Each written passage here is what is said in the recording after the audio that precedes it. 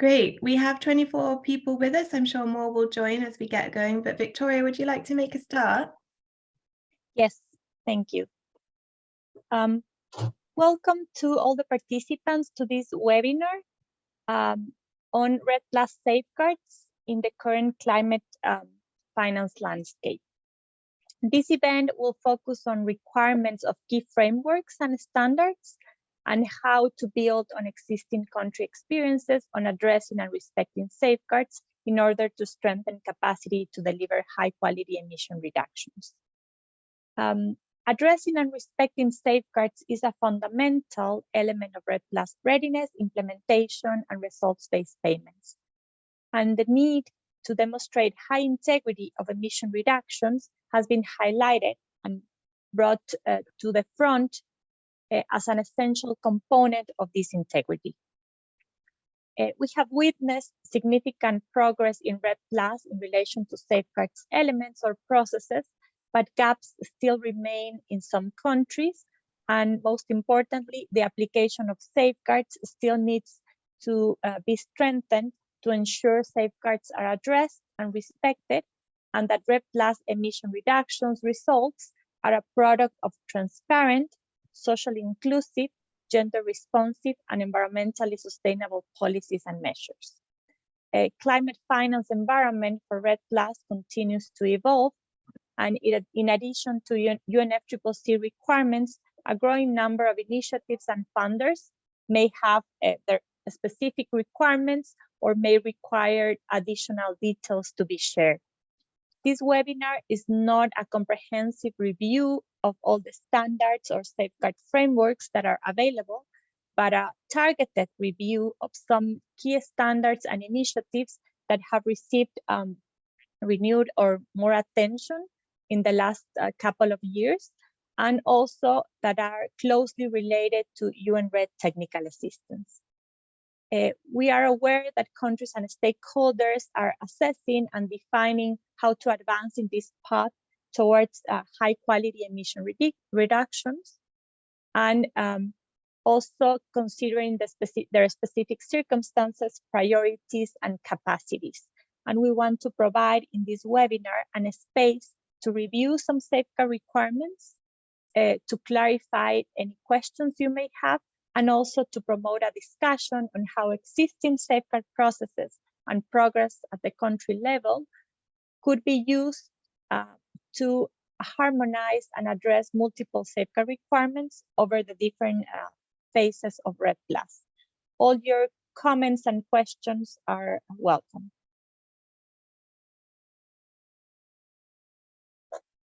Thanks, Victoria. So just a couple of logistical housekeeping things. So I'm sure everyone has been in Zoom hundreds of times now, but just a reminder, please mute yourself when you're not talking. If your bandwidth allows and you feel comfortable, it would be lovely to see your faces. If you can have your videos on, obviously you can switch them off when we have the presentations. Please do make use of the chat box throughout the session with your questions and comments, and make use of the raise hand function.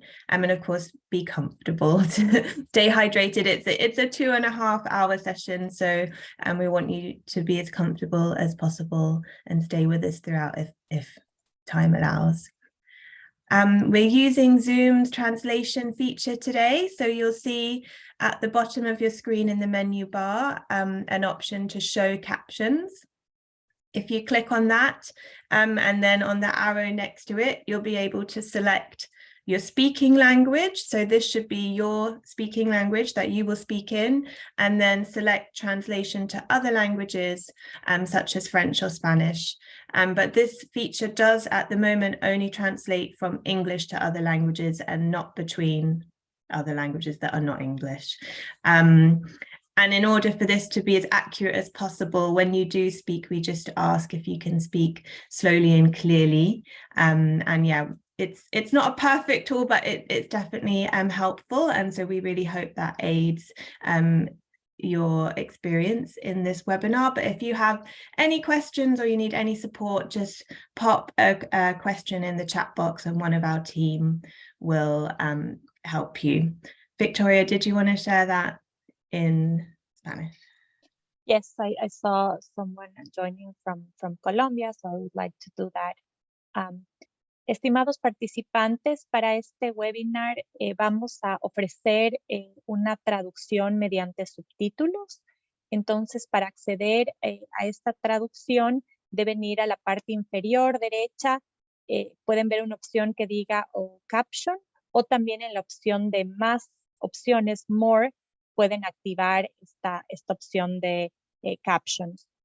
Deben elegir el idioma en el que ustedes hablan, el speaking language, y también, y es más importante, el idioma en el que quieren ver la traducción, translation to other languages. Debemos notar que como esta es una nueva aplicativa o una nueva oferta de Zoom, solo existe la traducción desde el inglés hacia otros idiomas y viceversa, desde otros idiomas al inglés. Entonces, por ejemplo, no hay una traducción directa entre español y francés, pero el equipo estará disponible para traducir a inglés la información que recibamos de los participantes. Cuando hagan sus intervenciones, por favor, traten de hablar despacio para permitir que la traducción se realice de manera correcta. Cualquier problema que tengan con la traducción, avísennos por favor mediante el chat y estaremos ayudándoles, a una persona del equipo les ayudará. Muchas gracias. Sarah, would you mind also doing the same in French, please? Yeah, no problem. Alors, pour activer les sous-titres traduits, dans la barre de menu en bas de votre écran, dans la légende, cliquez sur « Afficher les légendes », sélectionnez la langue parlée comme votre langue parlée, sélectionnez après « Traduction vers d'autres langues », par exemple français ou espagnol ou anglais. Veuillez noter aussi que cette fonction ne traduit pas l'anglais vers des autres langues, c'est-à-dire qu'elle ne traduira pas espagnol vers le français, mais il traduit anglais vers le français. Lorsque vous parlez, s'il vous plaît, essayez de parler lentement et clairement pour améliorer la précision de l'outil de traduction. Merci. Thank you very much for those explanations. So over to you, Victoria, with the agenda for today. Thank you.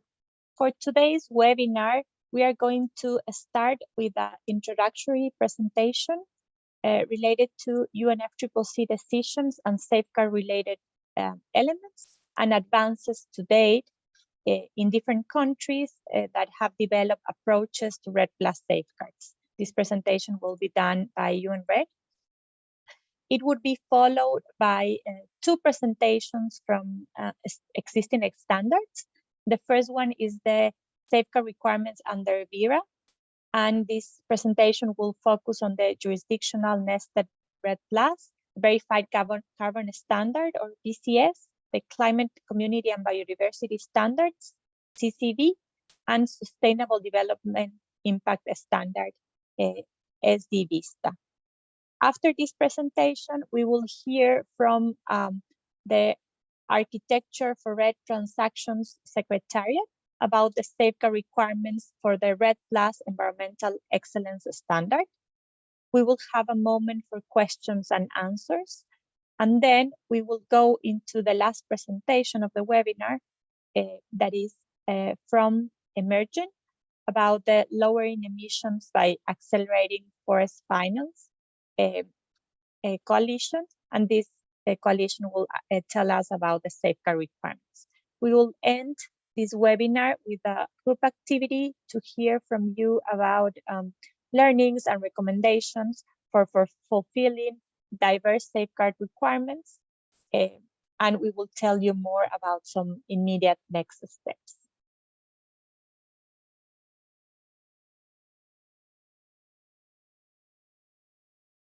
The objectives for this webinar are to review existing safeguard requirements for REDD+ of key frameworks and standards, including the requirements of new initiatives that have emerged in the recent years, to share ideas and discuss on how country approach to REDD+ safeguards, as well as the tools and process developed to meet the UNFCCC safeguard requirements could be used to address other safeguard requirements as well, and to identify opportunities, challenges, and lessons related to meeting various safeguard requirements.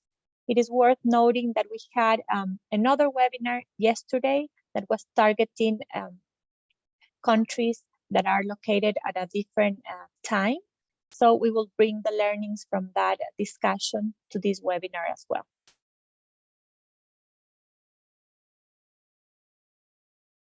Thank you. Before we start with the introductory presentation, we have a poll that we would like to launch. It would only take you a couple of minutes. So please answer to 2 questions that you are seeing now in your screen. The first one is, if you could put on a scale from 1 to 5, how experienced do you consider yourself on the topic of REDD+ safeguards? Do you have experience on REDD+ safeguards? Yes, little, no, from 1 to 5, 1 being no experience and 5 being very experienced. And then also the second question, which REDD+ safeguards have you specifically worked with? If you have worked or know about UNFCCC Cancun safeguards, R3s, LEAF, BIRA, World Bank, FCPF requirements, or other. So I'm seeing already the results here. We have some people, maybe about half of the audience that has little experience to no experience. And then maybe a third, a little more of people that have already quite some experience related to REDD+ safeguards. It's good to know, so we have a mixed audience, I would say.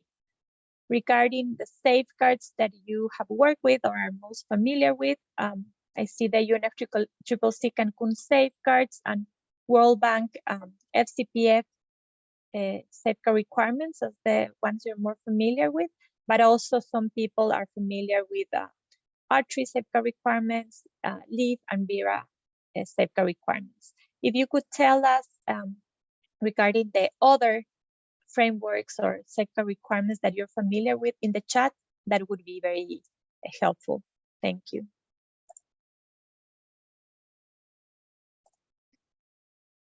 Now, with that context information, I would like to give the floor to the first presentation that will be made by Judith Walcott. Judith is the Senior Safeguards Specialist, part of the Nature-Based Solutions team in the World Conservation Monitoring Center, WCMC, that has a partnership with UN Environment Program and supports the UN REDD program as a whole. Please, Judith, the floor is yours. Thank you very much, Victoria, and good morning, good afternoon, and good evening. It's great to see a variety of time zones as well as stakeholders and experiences with safeguards. My presentation today will focus on UNFCCC decisions and safeguards related elements and advances to date. From the poll that Victoria just shared the results from, I understand many of you will be familiar with the UNFCCC decision. Some of you may not, but I'm going to try to highlight the different areas and points of entry to look for synergies and opportunities to address at times additional or multiple safeguards requirements while also addressing the UNFCCC requirements. Next slide, please. So I'll be talking about REDD+ safeguards and UNFCCC safeguards decisions and requirements, as well as country approaches to safeguards, and again, looking specifically at some of the potential entry points to develop a country approach to address multiple safeguards requirements. I'll also be looking at experiences and advances, as well as guidance from the UNFCCC on safeguards information systems and summary of safeguards information. Next slide, please. So to start with the REDD+ safeguards and UNFCCC safeguards decisions. Next slide, please. So why are the safeguards needed? When implementing REDD+ or actions in forests to reduce emissions from deforestation and forest degradation, in addition to achieving climate change benefits, there can be potential other benefits for people and the environment. However, these actions might also pose potential risks or negative impacts, depending on how they're planned, how they're implemented, and also how they're followed up on. Potential benefits include support for sustainable livelihoods, improved access to natural resources. It could be improved forest governance or management of natural resources. However, if activities are not well planned and implemented in a way that considers the needs of different actors and nature, biodiversity, there could be potential that key stakeholders are excluded from decision-making processes, or that actions are planned in a way that do not protect biodiversity, but rather could pose potential risks to it. Therefore, safeguards are important measures to protect or avoid risks, focusing on doing no harm while also promoting benefits, doing good. And I think this is one of the key elements of REDD+ safeguards compared to safeguards, for example, for the banking sector, which are very much focused on the risk avoidance aspect. Safeguards for REDD+, on the other hand, are focused as well on doing good and promoting and indeed enhancing other social and environmental benefits beyond climate change mitigation alone. In this way, safeguards are a key element to deliver high quality emissions reductions and also to enable access to REDD+ finance and or results-based payments. They can really help to generate donor confidence and to provide transparency to ensure that all relevant stakeholders are appropriately consulted and involved and empowered throughout REDD+ planning and implementation, as an example. Next slide, please. There are three main safeguards requirements under the UNFCCC, the United Nations Framework Convention on Climate Change. The first is that countries promote and support the Cancun safeguards, the UNFCCC safeguards for REDD+, throughout REDD+ implementation, but this also applies to REDD+ preparation, design, as well as follow-up. There's a requirement that an information system is in place to report on how the country is addressing and respecting safeguards. Although the convention does not specifically define what is meant by addressing and respecting, as with many terms that are left quite general for countries to interpret or understand them in their own country context. We can understand that addressing refers to the policies, laws, regulations, and institutions that are in place to help support the application of safeguards in REDD+, and that respecting refers more to what's happening on the ground, the actual implementation or application of safeguards to REDD+ actions that are taking place on the ground. So addressing refers more to what is happening on paper in the legal institutional framework in terms of policies to support social and environmental aspects and management of REDD+, while respecting is more about what's happening on the ground. When a REDD+ activity or action is being implemented, are all relevant stakeholders being appropriately consulted? Is there planning for protection of natural forests, or biodiversity, etc.? There's also a requirement that a summary of information on how the Cancun safeguards are being addressed and respected are submitted, and this is before receiving results-based payments. There's a commitment that countries who wish to engage in REDD+ and are looking for results-based payments would submit periodic summaries of information. For non-Annex 1 countries, so for developing countries, it would be every 4 years that there's a requirement to submit a summary of safeguards information on how safeguards are being addressed and respected before they're able to access results-based payments. So these are the three main safeguards requirements under the UNFCCC, and all of them must be addressed for a country to be able to receive results-based payments. Next slide, please. So what are the REDD+ or Cancun safeguards? I think we could probably have a webinar just on these, but I'm going to briefly cover the main thematic areas that the safeguards refer to. Safeguard A it refers to REDD+ actions being consistent with objectives of national forest programs and relevant international conventions and agreements. because the safeguards are general principles, which again will need to be understood within national contexts. It's up to a country to interpret or contextualize the safeguards to understand what it means. So what the objectives of national forest programs are, and also what international conventions and agreements the country is party to. It could be that REDD+ is also supporting a country's achievement of sustainable development goals, or also helping a country to meet its goals and objectives under the Convention on Biological Diversity, for example.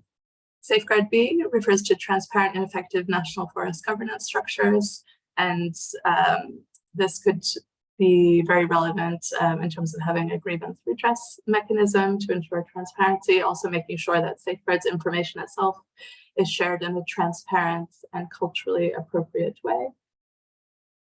As an example, Safeguard C refers to respect for knowledge and rights of Indigenous people and local communities, while Safeguards D talks about full and effective participation of relevant stakeholders.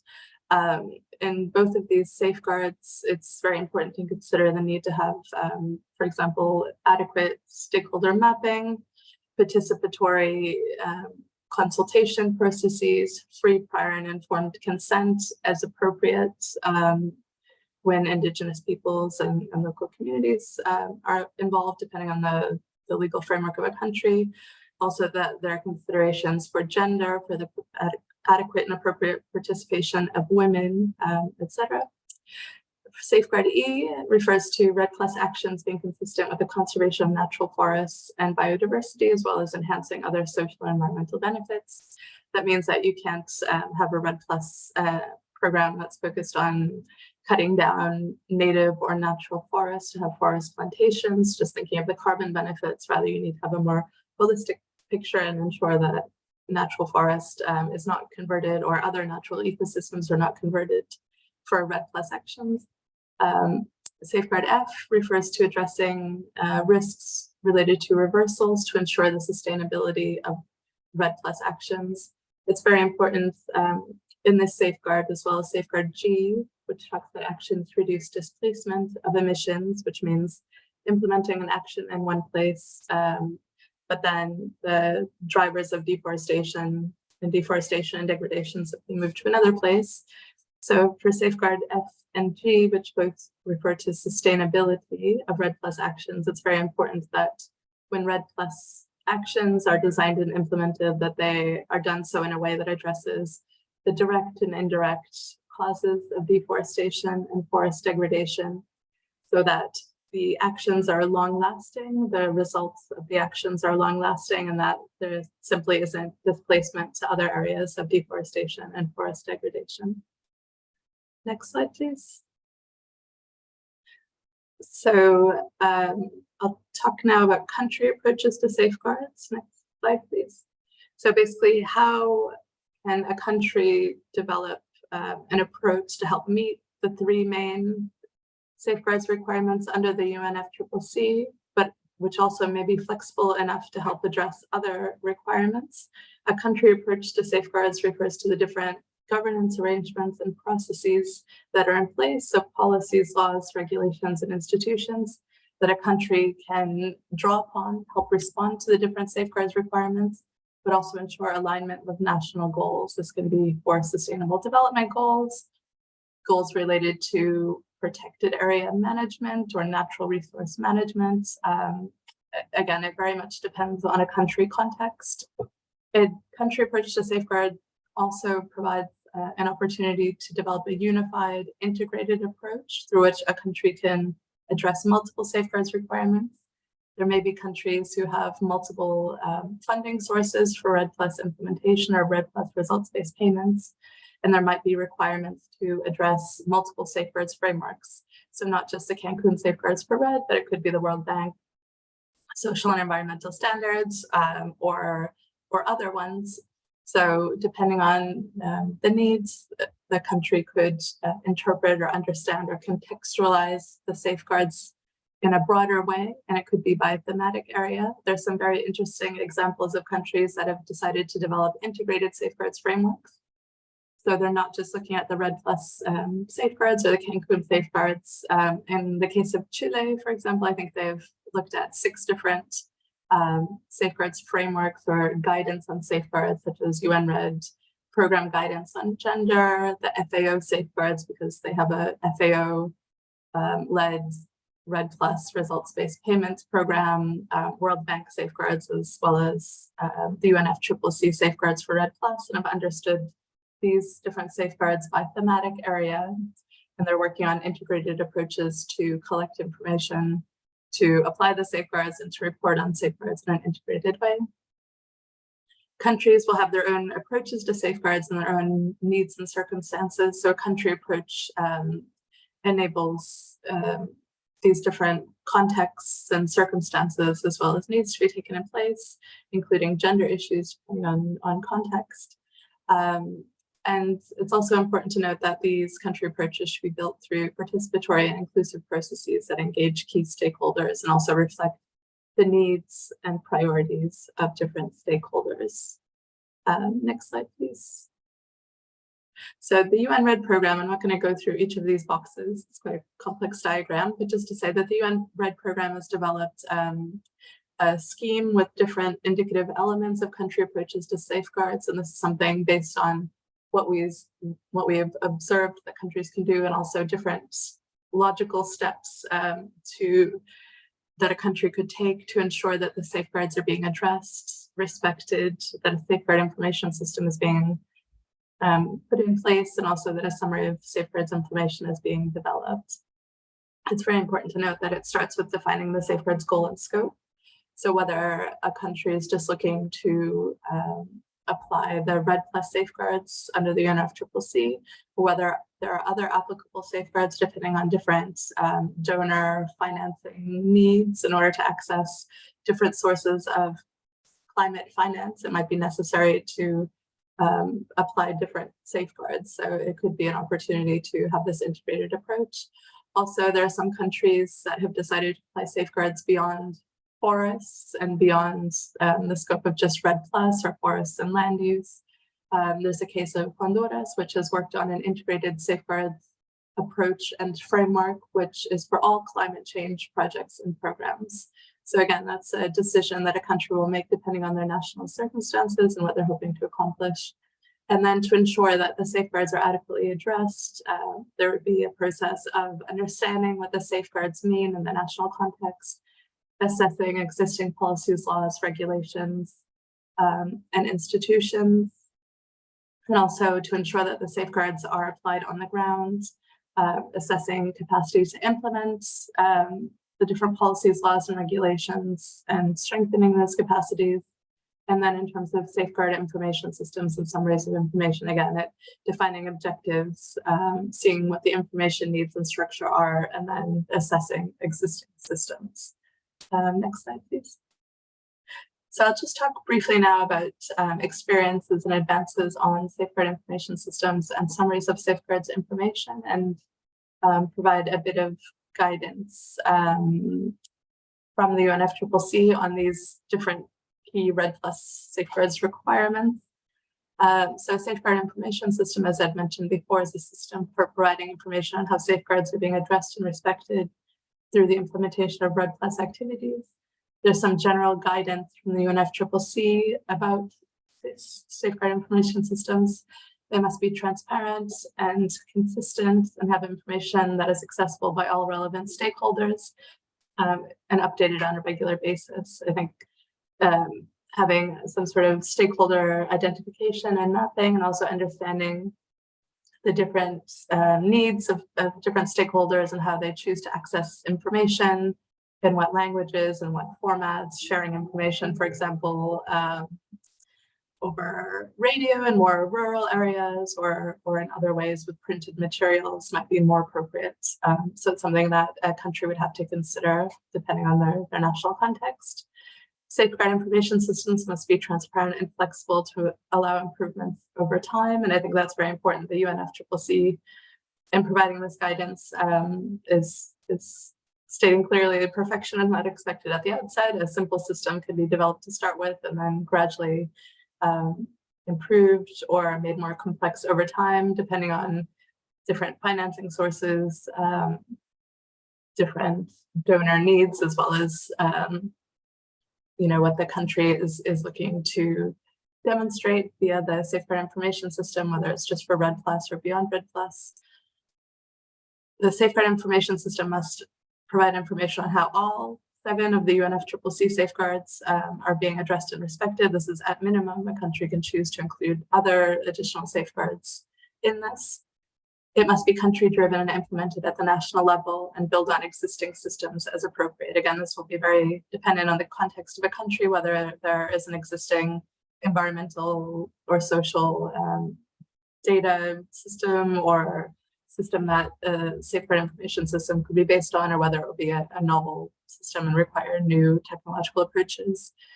There are different functions that a Safeguard Information System could have, which is in the graphic. And again, that would be very much dependent on what the country is hoping that the system will accomplish and what it needs to accomplish to adequately ensure that information is being reported on how safeguards are being addressed and respected. Next slide, please. So this slide shows country experiences and advances on safeguard information systems. You'll see in the darker color purple, these are countries that currently have a safeguard information system online.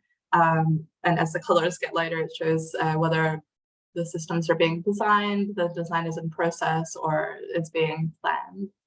There have been really interesting experiences, for example, from several countries in Latin America and the Caribbean who began Safeguard Information System design and planning several years ago, and have had very complex designs and systems which maybe haven't been as sustainable over time. So there have been adjustments made to have more simple approaches. And I think there are experiences from other regions as well, where maybe the countries have started a bit later in the day for developing the systems, but have taken account of issues related to stakeholder needs, sustainability, existing finance, and have been able to develop quite complex and adequate systems in shorter periods of time. I think this just shows that REDD+ and safeguards are constant learning processes, and that there's continual opportunities to learn from experiences from other countries as well. Next, please.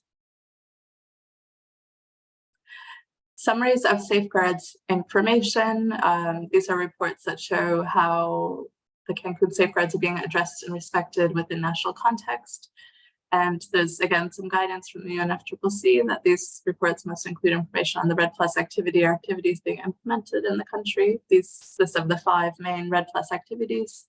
National circumstances relevant to addressing and respecting the safeguards should be included.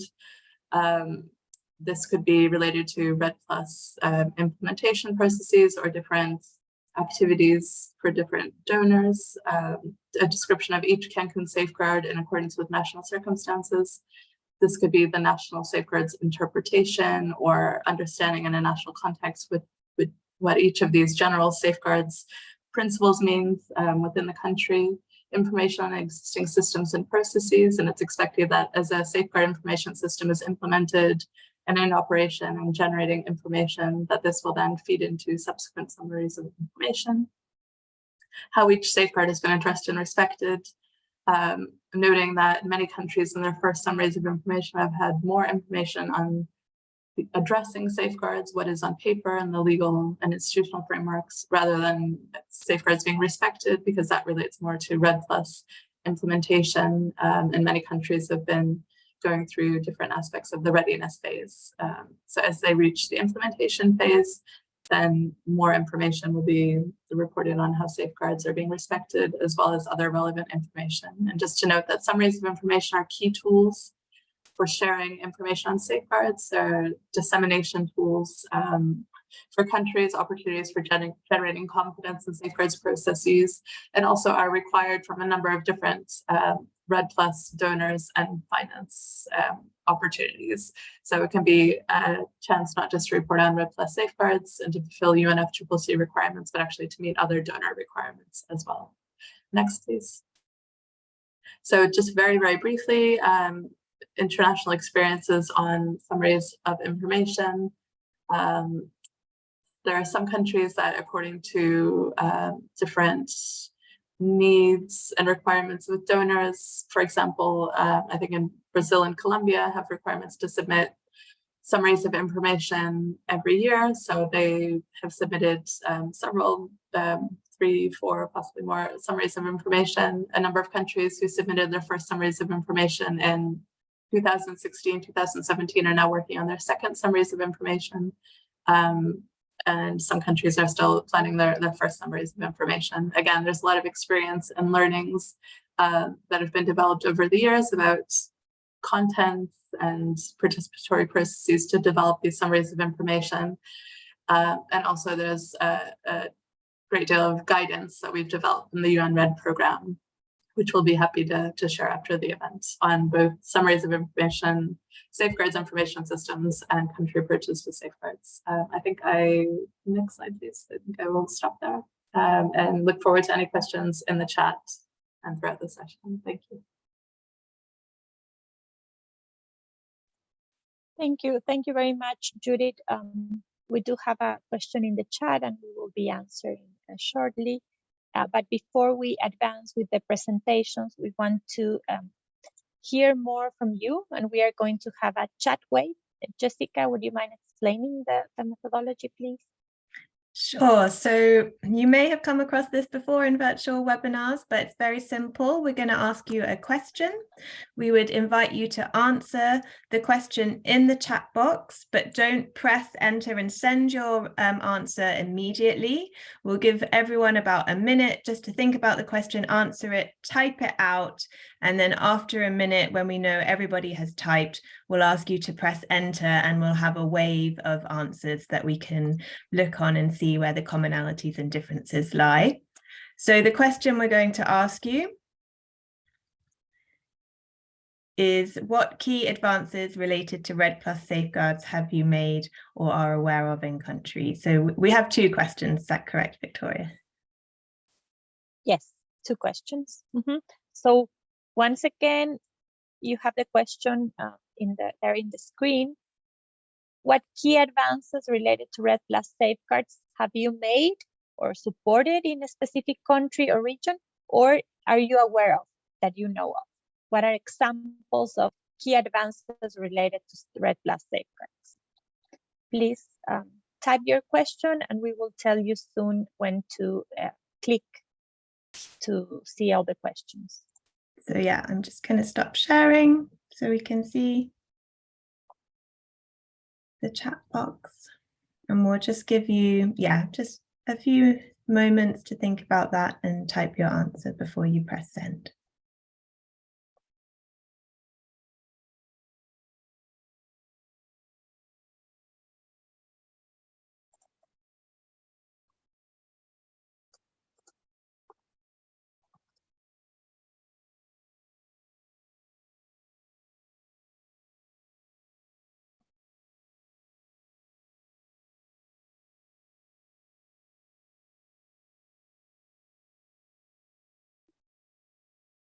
Okay, I hope you all had your answers ready. So now please share them with us in the chat.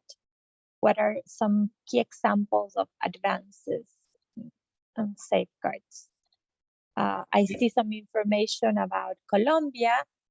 This country has already submitted to the UNFCCC 5 summaries of information, has plenty experience, and is working on its 6th actually. So you can see all this information in the UNFCCC REDD+ Info Hub. We have a question to address. When to follow investments that generated emission reductions, when to follow how the payments will be used, for example, through the benefit sharing plan. And another advance is development of safeguards information systems and country approach to safeguards. We saw some examples in the map. Development of countries' summaries of information or safeguards information systems. Advances in building safeguards information systems. Yeah. Thank you very much. This is good. Could we go to the second question, please?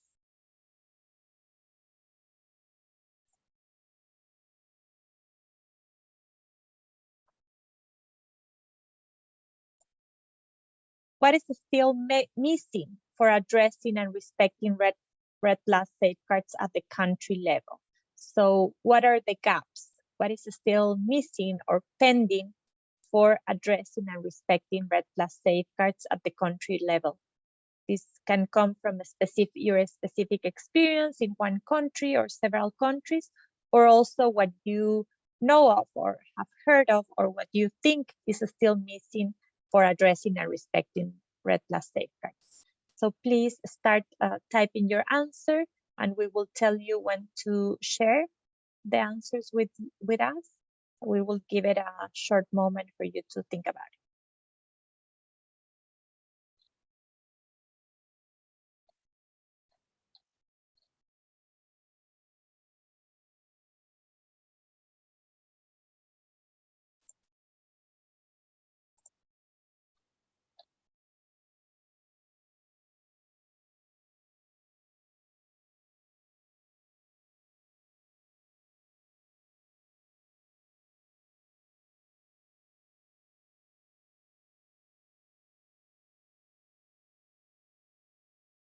Okay, I think we should be ready to go. So please share your answers with us regarding what is still missing for addressing and respecting REDD+ safeguards.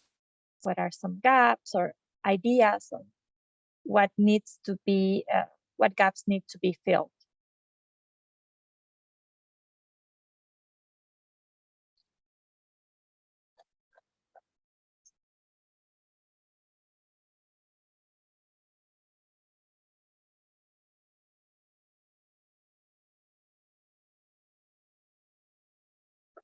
So I see one comment on a need to harmonize the implementation or addressing safeguards of the carbon voluntary market with the national programs or the progress so far at the national level regarding REDD+ safeguards. Harmonization of different safeguards tools.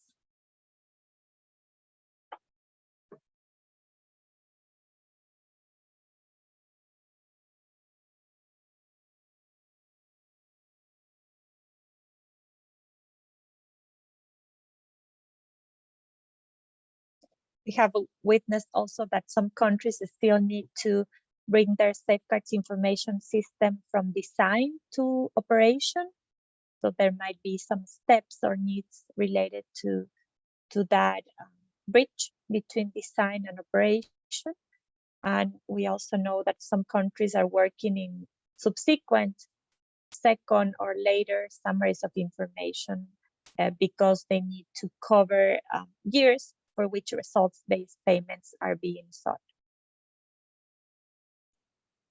So with that break, keep sharing your thoughts in the chat if you have additional ideas on key advances or what's still pending or missing throughout the webinar. We will be attentive to your feedback. And now I would like to give the floor to Lucia Madrid from R3. She will be presenting about the safeguard requirements under trees. So please, Lucia, could you share your screen? Lucia is the Policy Associate Director of the Architecture for REDD+ Transactions Secretariat at Windrock International. Yes, thank you very much. Thank you very much also for the invitation to present today. I'm going to share my screen now.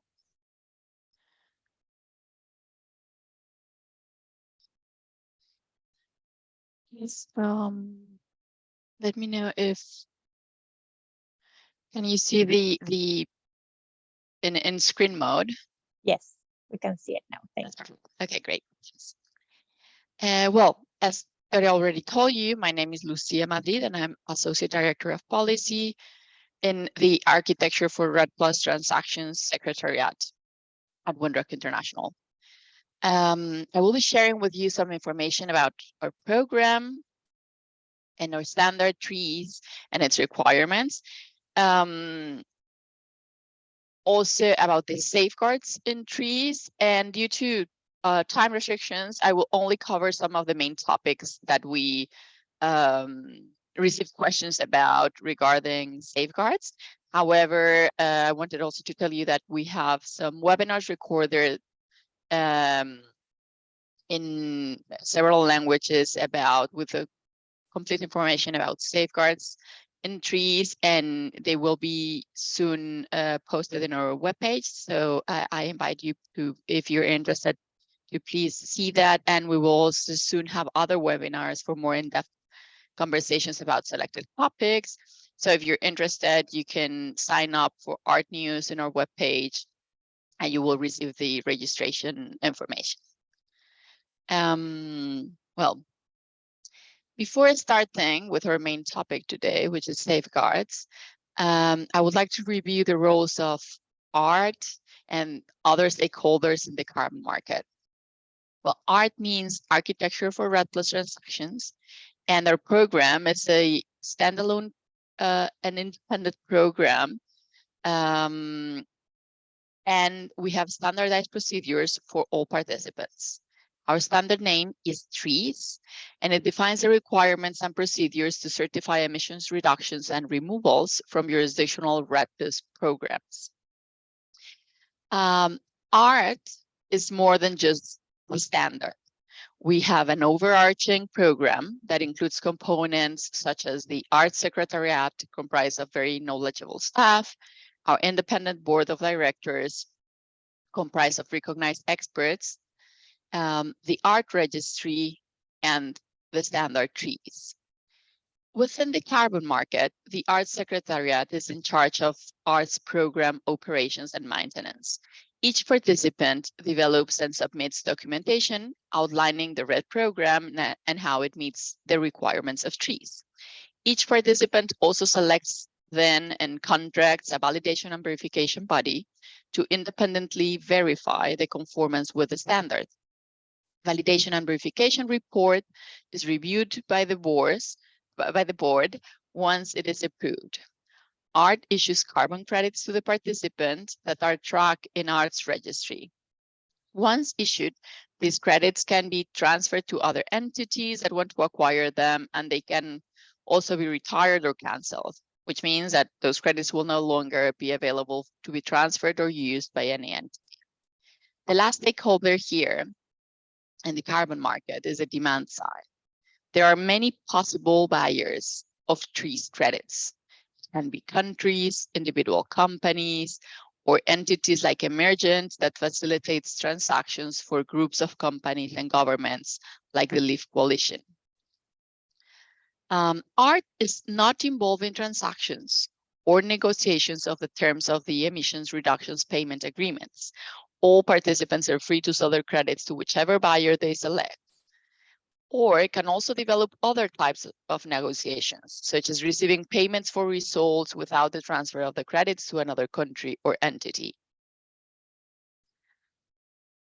This includes requirements and procedures that ensure that Cancun safeguards are both addressed and respected, that promote alignment with what countries were already doing and how countries have interpreted the Cancun safeguards.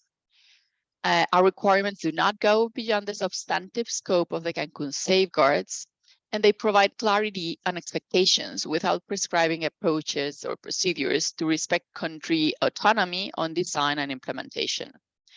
They are aligned with current Cancun safeguards reporting requirements under the Varsa framework for REDD+.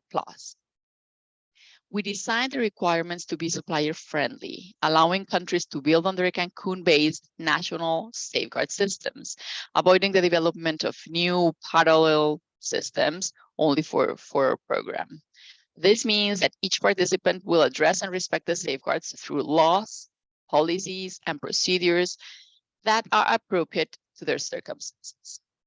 As a result, different participants will demonstrate conformance in different manners, but all three themes and indicators will be met by all participants. The framework also promotes continuous improvement by requiring monitoring of the outcomes, which helps evaluate and adapt the strategies as required. Trees has unpacked the Cancun safeguards into 16 key themes. Furthermore, to be able to validate and verify how each jurisdiction addresses and respects the safeguards, trees contains a structure, a process, and an outcome indicator for each of these 16 themes.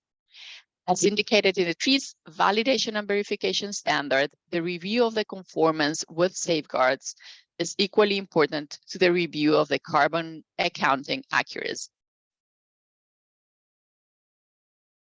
The structure indicators demonstrate that relevant governance arrangements, so policies, laws, and institutional arrangements, are in place in the country or applicable jurisdiction to ensure that design and implementation of REDD+ actions is done in line with relevant safeguards themes.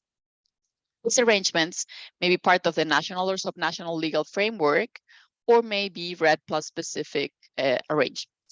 We do not require new laws to be developed only for REDD+, again, hoping that countries and jurisdictions can build on existing frameworks.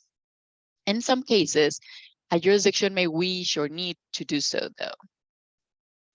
For the structure indicator for all themes, participants will need to identify the relevant arrangements and provide a summary of how each is relevant to its REDD+ actions.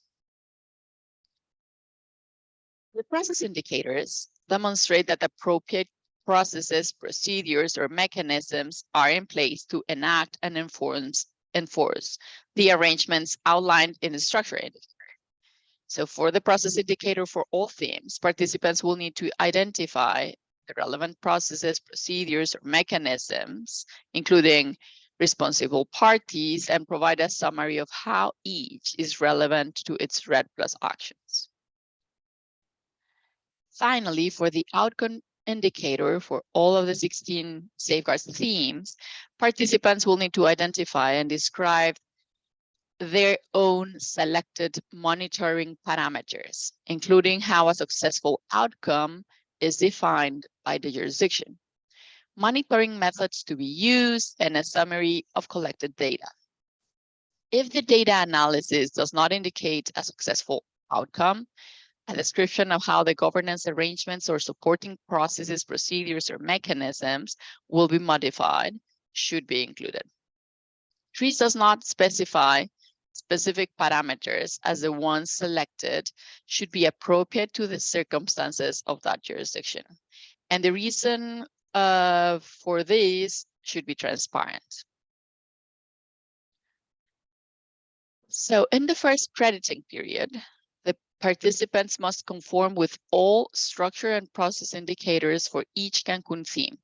In addition, they must either conform with or provide a plan for conforming with the outcome indicators. Within 5 years of joining ART, participants must demonstrate conformance with all indicators. No credits will be issued if the jurisdiction cannot demonstrate conformance with all of the safeguards. If a jurisdiction chooses to use the look-back period and wishes to seek credits for up to 4 years prior to joining ART, conformance with the safeguards must still be demonstrated for all of the years. Participants report to ART how they are complying with the safeguards through the registration documents and the monitoring report they deliver before each verification. Participants are also required to submit a summary of information report to the UNFCCC and to have a system for reporting information on safeguards. All of these aligned to the requirements that our colleagues from the UN REDD have already explained. The system for reporting information on safeguards can be a sophisticated online digital system, or it may be also a simpler analog system where information is shared to a central place in order to assess and develop reporting. Jurisdictions may use the TREATS templates located on the website to report on safeguards, or jurisdictions may reference their own summary of information reports that they have submitted to the UNFCCC. In some instances, other reports may also be acceptable to use to demonstrate conformance with the TREATS safeguards. Our goal is to minimize the amount of rework a jurisdiction must do. However, it must be clear how the jurisdiction meets the requirements of each indicator in our standard. 3 safeguards and requirements apply equally to all participants, whether they are national or subnational governments. TRIS does outline some modified requirements in some cases, especially around the UNFCCC reporting requirements, which the subnational government cannot do directly. Subnational governments must then demonstrate consistency with national safeguards programs if they exist, submit the summary of safeguards information to the appropriate national government entity to be used in current or future national level reporting, have an appropriate tracking systems for safeguards data, and have it aligned with the national system if there's one. As I mentioned at the beginning of the presentation, due to the time limit, we will not review each of the safeguards, but we will focus on some selected topics that are usually of strong interest of many stakeholders regarding safeguards. The first topic we will look at more closely corresponds to theme 2.1 in TRIS, and it is regarding access to information. For the structure indicator in the TRIS documents, the participant should describe the national, subnational, or REDD+ specific framework that defines procedures for providing information on the design, implementation, and monitoring of REDD+ actions. The consideration of women, men, and female and male youth across all stakeholder groups is encouraged. For the process indicator, the participant should describe the programs, processes, or other means to ensure implementation of the procedures identified in the structure indicator are in line with the identified requirements. They should indicate who has the responsibility to doing this, how are they funded, how do they decide what information and what format is appropriate. These are all considerations for the process indicator. Finally, for the outcome indicator, the participant should define and monitor parameters to demonstrate that relevant stakeholders have been aware of and have exercised their right to access to information in line with the requirements identified in the structure indicator. The second topic we have selected is knowledge and rights of Indigenous peoples. 3 safeguards have 4 themes that relate to this topic. Hence, we require participants to respect, protect, and fulfill land tenure rights, identify Indigenous peoples and local communities or equivalent, respect and protect traditional knowledge, and respect, protect, and fulfill rights of Indigenous peoples and or local communities or equivalent. Each of these themes, as explained before, have 3 indicators that are used to evaluate conformance. For its importance, I would like to explain indicators under theme 2.3 as an example. The participant must first describe procedures for the recognition, inventorying, mapping, and securing of customary and statutory land and resource tenure rights where REDD+ actions are implemented for the structure indicator. The processes and resources for ensuring these procedures are implemented must be explained to meet the requirement of the process indicator. And finally, the participant must demonstrate that stakeholders had access to, use of, and control over land and resources in line with the rights for the outcome indicator. The third topic we selected today is consultation and participation.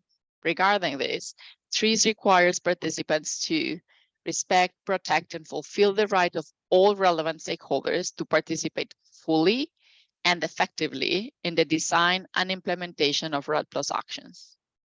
As part of this theme, I would like to underline that the structure indicator indicates that part of this is to provide timely access and culturally appropriate information prior to consultations, among other elements explained in each of the indicators for this theme.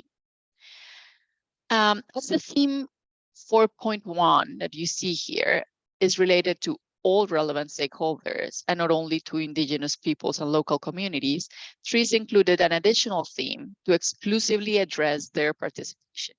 Hence, theme 4.2 requires jurisdictions to promote adequate participatory procedures for the meaningful participation of indigenous peoples and local communities or equivalent. In this theme, the outcome indicator specifies that this participation should happen in the design, implementation, and assessment of REDD+ actions, and that it should be through the indigenous peoples and local communities' respective decision-making structures and processes. In addition to the themes already discussed regarding access to information, land tenure, and protecting, respecting, and fulfilling the rights of indigenous peoples and local communities, Cancun Safeguard B includes several other aspects that contribute to benefit distribution. Theme 2.2 requires that the distribution of REDD+ benefits related to the implementation of REDD+ actions have been carried out in a fair, transparent, and accountable manner. This ensures that benefits are distributed as agreed upon. In addition, theme 5.3 requires participants to demonstrate how they have enhanced social and environmental benefits through the REDD+ activities. TREES does not specify what benefit sharing arrangements must be made, as we feel it is the right of each stakeholder to negotiate the terms and conditions that it feels best, rather than TREES speaking for them and requiring certain things. However, our safeguards include numerous elements to ensure the process used for the negotiations is transparent, fair, participative, and respecting the rights of all relevant stakeholders, and that the resulting agreements are honored and implemented. There are multiple options to agree with all the relevant stakeholders regarding benefit distribution. The most common are as follows. Option 1, the government can transfer TREES credits to the stakeholder once they are issued by ART. In this case, the stakeholder would need to open an account in the ART registry, and the jurisdiction would need to transfer TREES credits to the stakeholder so that the stakeholder can sell the credits where it best suits them. Option 2, the stakeholder receives an agreed upon share of the money from the jurisdiction's sale of the TREES credits to one or more buyers. Option 3 is the stakeholder receives payments for environmental services or other financial incentives not directly linked to carbon credits, as decided during the construction of the benefit sharing arrangements. Option 4, the stakeholder receives non-monetary benefits, such as land titles, infrastructure, or others. It is important to note that our jurisdiction can also agree a mix of these options to address the specific interests of all relevant groups. Other options, if agreed to, are also permitted as long as the process to agree them respected the safeguards. Of course, each of these options has different associated transaction costs, which is important to consider when selecting one or more of the options. We have also a theme regarding access to justice. This is a TREES safeguard that requires dispute resolution mechanisms, all relevant levels, and in a manner that is non-discriminatory, non-cost prohibitive. And in other words, this is a grievance mechanism, but at all levels where it is appropriate to actually address the issues rather than simply a requirement for one national level grievance mechanism.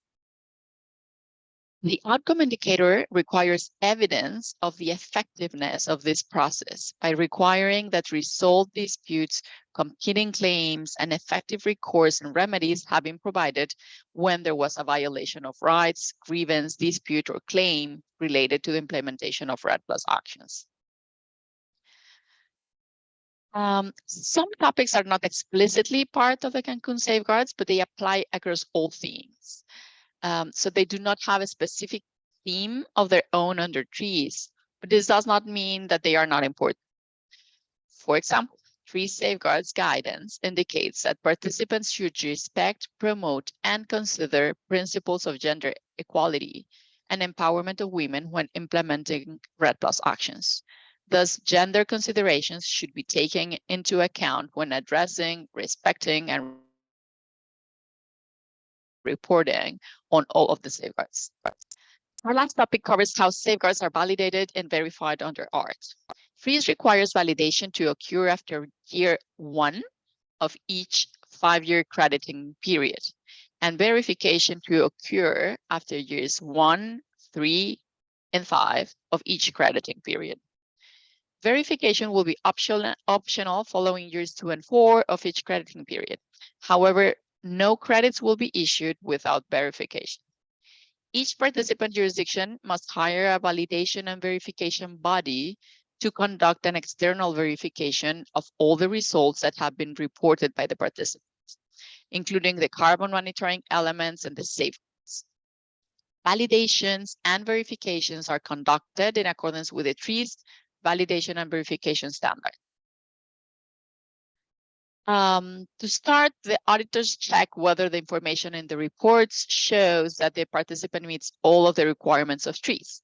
It is important for jurisdictions to be as clear as possible in the documents explaining how each safeguards indicator is met.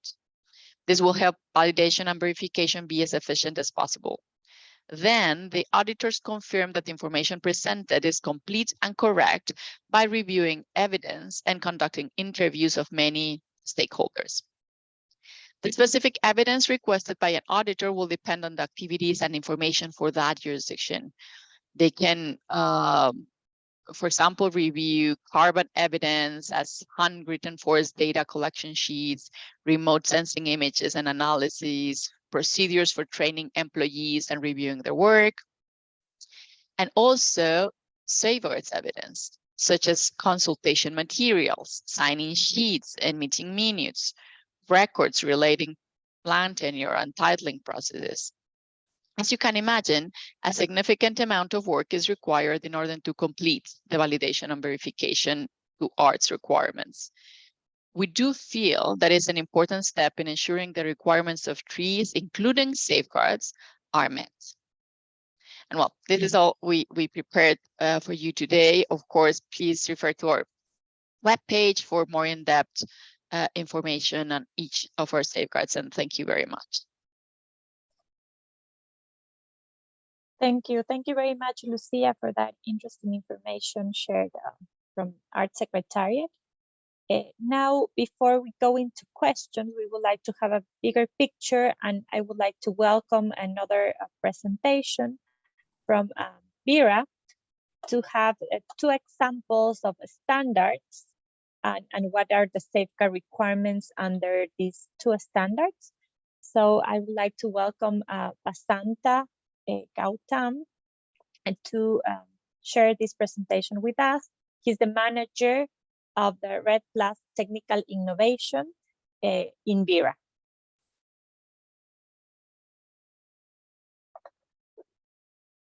Thank you, Victoria. Could you please put the slides? Yes.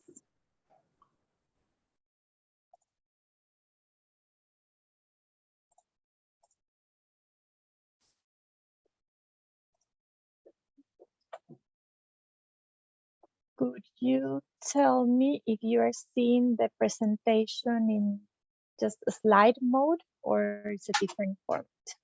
Yes, now this is in the presentation mode.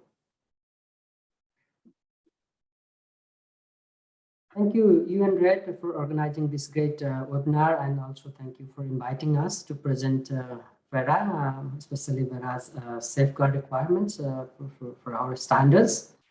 I'm Basanta Gautam. I'm manager of REDD+ Technical Innovation within Vera. So I'll be presenting about our safeguard requirements for our standards. Please, next slide. So during my presentation, I understand that we have some time limitations, so I'll cover these 4 main topics. But also at the end of the presentation, I have a slide of key resources so that you can check those documents later on. So first I'll be talking about VERA, introducing VERA. And then second, I'll be talking about focusing on safeguard requirements under VERA's standards. And third, I'll be sharing some of the challenges and opportunities that we are experienced so far when implementing these requirements. And finally, some documents in this final slide so that you can refer these later on. Please, next slide. So this is just a divider, subsection divider. So we can go to next slide so about VERA. So VERA is, it was founded in 2007. And it's a non-profit organization based in Washington, D.C. And we are at the moment more than 100 staffs, but our staffs are growing rapidly. And also many of us are working remotely, and myself included. And actually there are many positions open also, just doing a little advertisement here. If you are interested, please do check our opportunities site on the website, so that if you meet some of the requirements, please feel free to apply. Next slide, please. So in this slide, I'm showing this project and credit summary. So as of 6th December, so because we update this is live page. This is from this is screenshot from our registry page. So this is registry.vera.org. You can check that page. And it's being updated. I think that there are new numbers already today. So this was from 6th December, but just to show that the volume of the project and the VCU, we call it VCU, voluntary carbon units, instead of credit. And this is to show that for now we have more than 1,800 VCS project registered into our registry. And out of them, more than 1,500 have already issued the VCU. And you can see some other numbers here. Please, next slide. So these are the 5 main standards that we have. And this presentation, I'll be focusing on first 4 standards. They are verified carbon standard, jurisdictional and nested REDD+, sustainable development verified impact standard, ST-VISTA, and climate community and biodiversity standard, CCBS. So I'll be focusing on the safeguard requirements for these 4 standards during my presentation. Please, next slide. Divider, please, let's go to next slide. So in this slide, I'm talking about safeguard requirements under jurisdictional and nested REDD+, which I think is the focus of this webinar also. And definitely we comply with all UNFCCC decision on safeguards for REDD+, and we already heard a great presentation from Judith about what are those requirements. So I'm not going into detail about the UNFCCC decision, so-called Cancun safeguards, but I am linking here what are these Cancun safeguard relevant to our standards. Within that, the safeguard information system with summary of information how jurisdiction address and respect safeguards. So this is very much in our standard as well.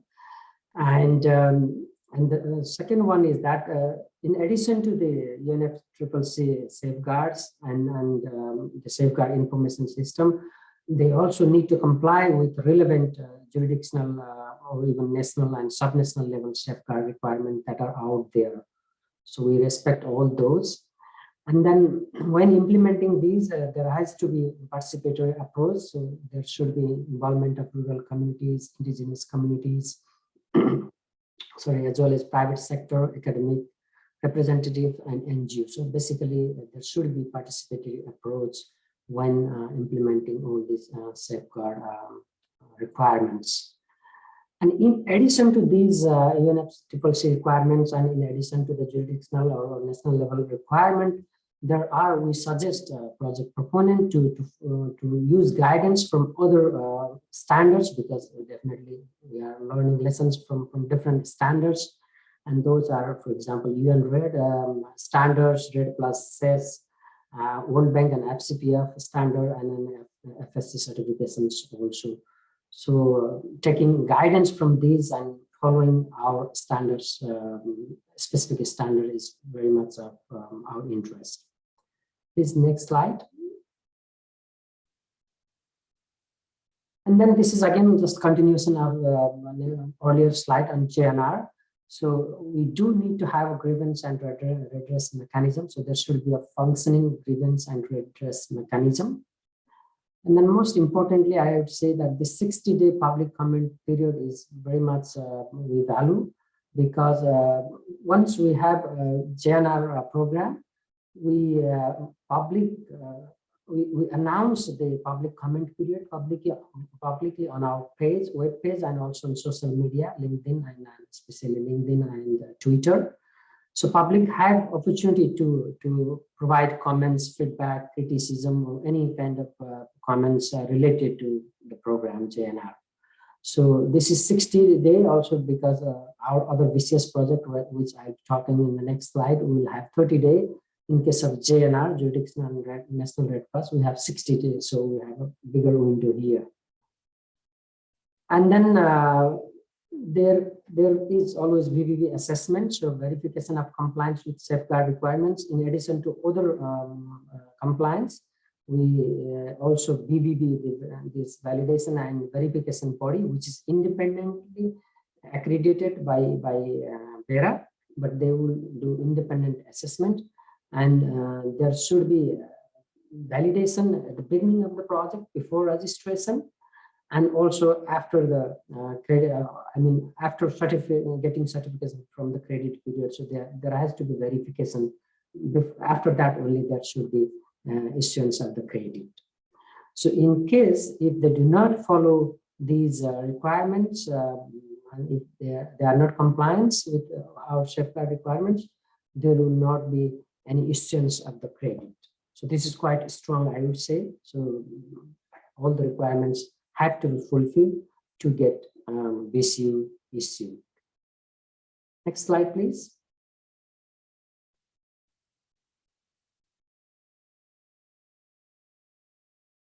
Okay, so this slide about safeguard requirements under VCS, and then earlier we talked about the JNR. Now I'm going to VCS.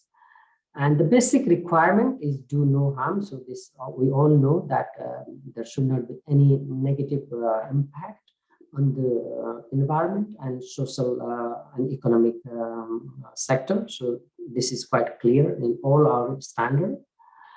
And project proponent must engage and consult with stakeholders throughout the life period. So we are not talking about this beginning or at the end, but throughout the implementation of the project, they have to involve stakeholder.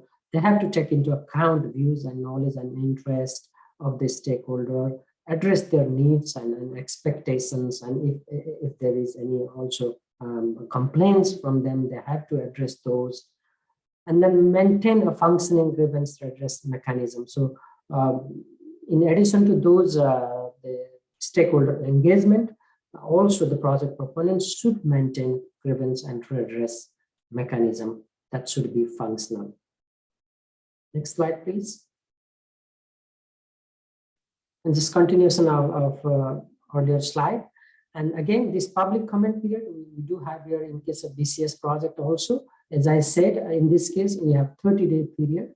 So we publish this all on our website, and then we give 30 days period for getting comments and complaints and any views of the stakeholder. It doesn't need to be like direct stakeholder. Any parties who are interested about the project or about the activities, they can submit their comment to us. And they will be recorded on our page, the registry page. So, and that is very much public. So we upload all these documents on our public page so that it can be accessible to everyone. And project proponent, they had to address these comments prior to project certification. So Vera makes sure that all the public comments are heard and addressed appropriately before certifying those projects. And another document we need is the complaints and appeal policy. So there is also complaints and appeal policy. If someone wants to complaints or appeal, they have to follow some procedure, and there is a template on our website again. So they need to also use these. So we feel that these are very important document to hear about public concern.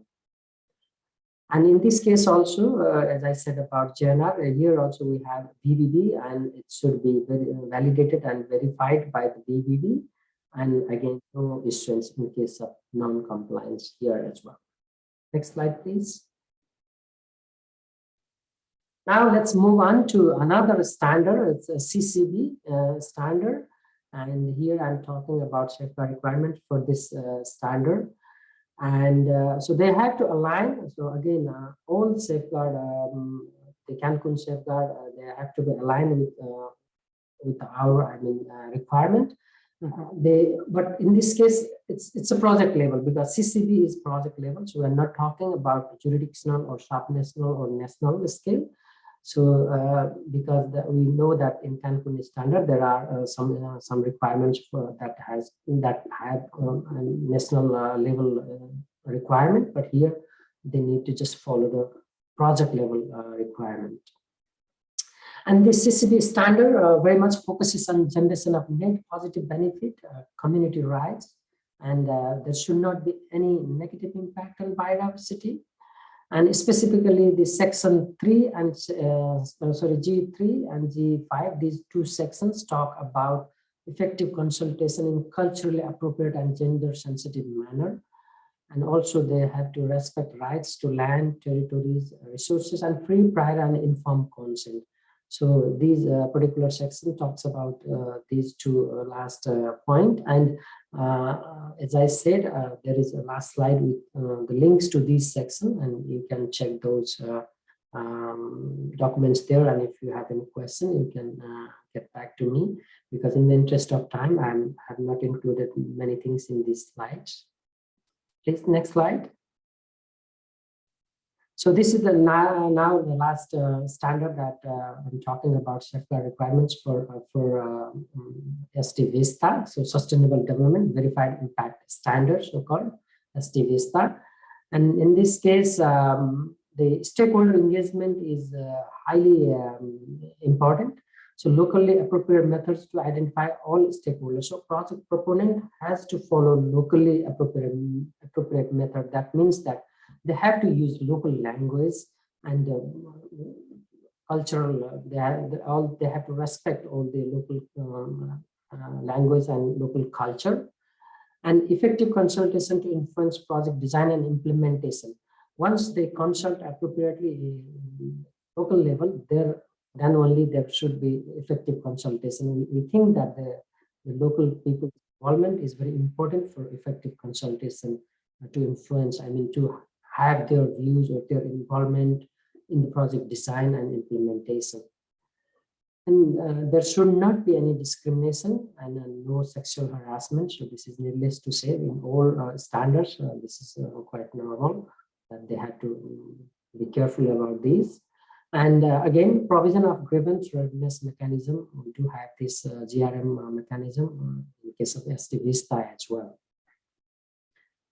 And then finally, the respect for rights to land, territories, and resources, and free, prior, and informed consent is also is one of the requirement in section 2.4 of this ST Vista standard. So they have to also comply these.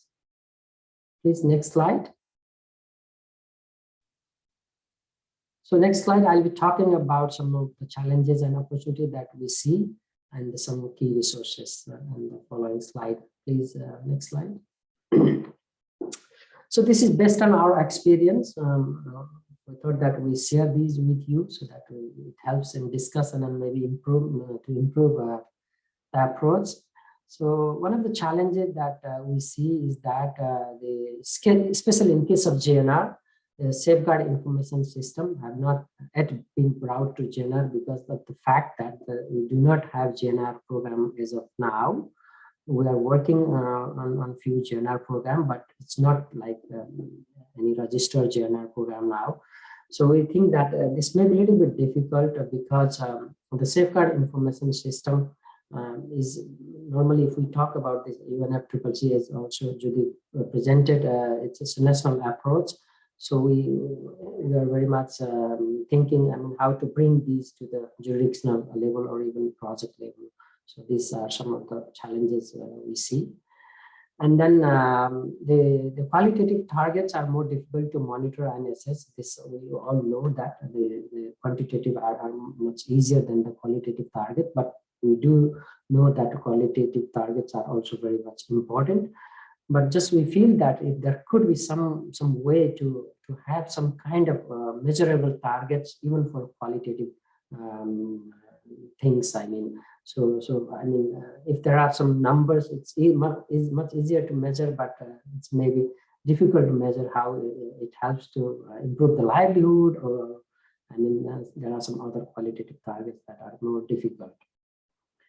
And then the BBB, which I talked about the BBB, and this is also a requirement that BBB has to assess the project. But we also know that because especially in case of safeguard, we feel that there is a need for development BBB's capacity itself, because they are the ones, because we are not deciding. We get reports from BBB, we hear comments from public, and based on that, we make our judgment. So for that, the BBB also need to build capacity themselves. So this, we are actually planning within Vera how to do this. And to share some of the opportunities, of course, there are many opportunities, but just in the interest of time, I have just highlighted just 2 points here, that subnational jurisdictional benefit from national level and project level. So as I said about JNR, while we're working for JNR program, because we do have already some national, for example, in case of CIS, there are some operational CIS national level, and also there are safeguard requirements and safeguard activities in the project level. So we feel that this is an opportunity for JNR program to learn the lesson from these national and whatever that has been practiced so far. And then another opportunity is that the jurisdictional approach helps to ensure governance of not only for safeguard, but governance of everything, but in particular also say in case of safeguard, we feel that there is an opportunity for us to help or ensure governance of the safeguard. And let's go to next slide, please. And this is my last slide here. I have, as you can see, there are links. I understand that this presentation will be shared to all of you. And there is a specific section that I have identified, and you can check these section and documents. And if you have any question and queries, please get back to us. Next slide. So with this, I would like to thank you, and I'd be very happy to participate in discussion and question and answer. Thank you very much. Thank you very much, Basanta, for that useful information, particularly your reflections on challenges and opportunities in a snapshot. So I think we already have some comments in the chat, but I would like to open the floor now for questions. You can either put them in the chat or just raise your hand if you want to speak up and ask the 2 presenters any questions you may have.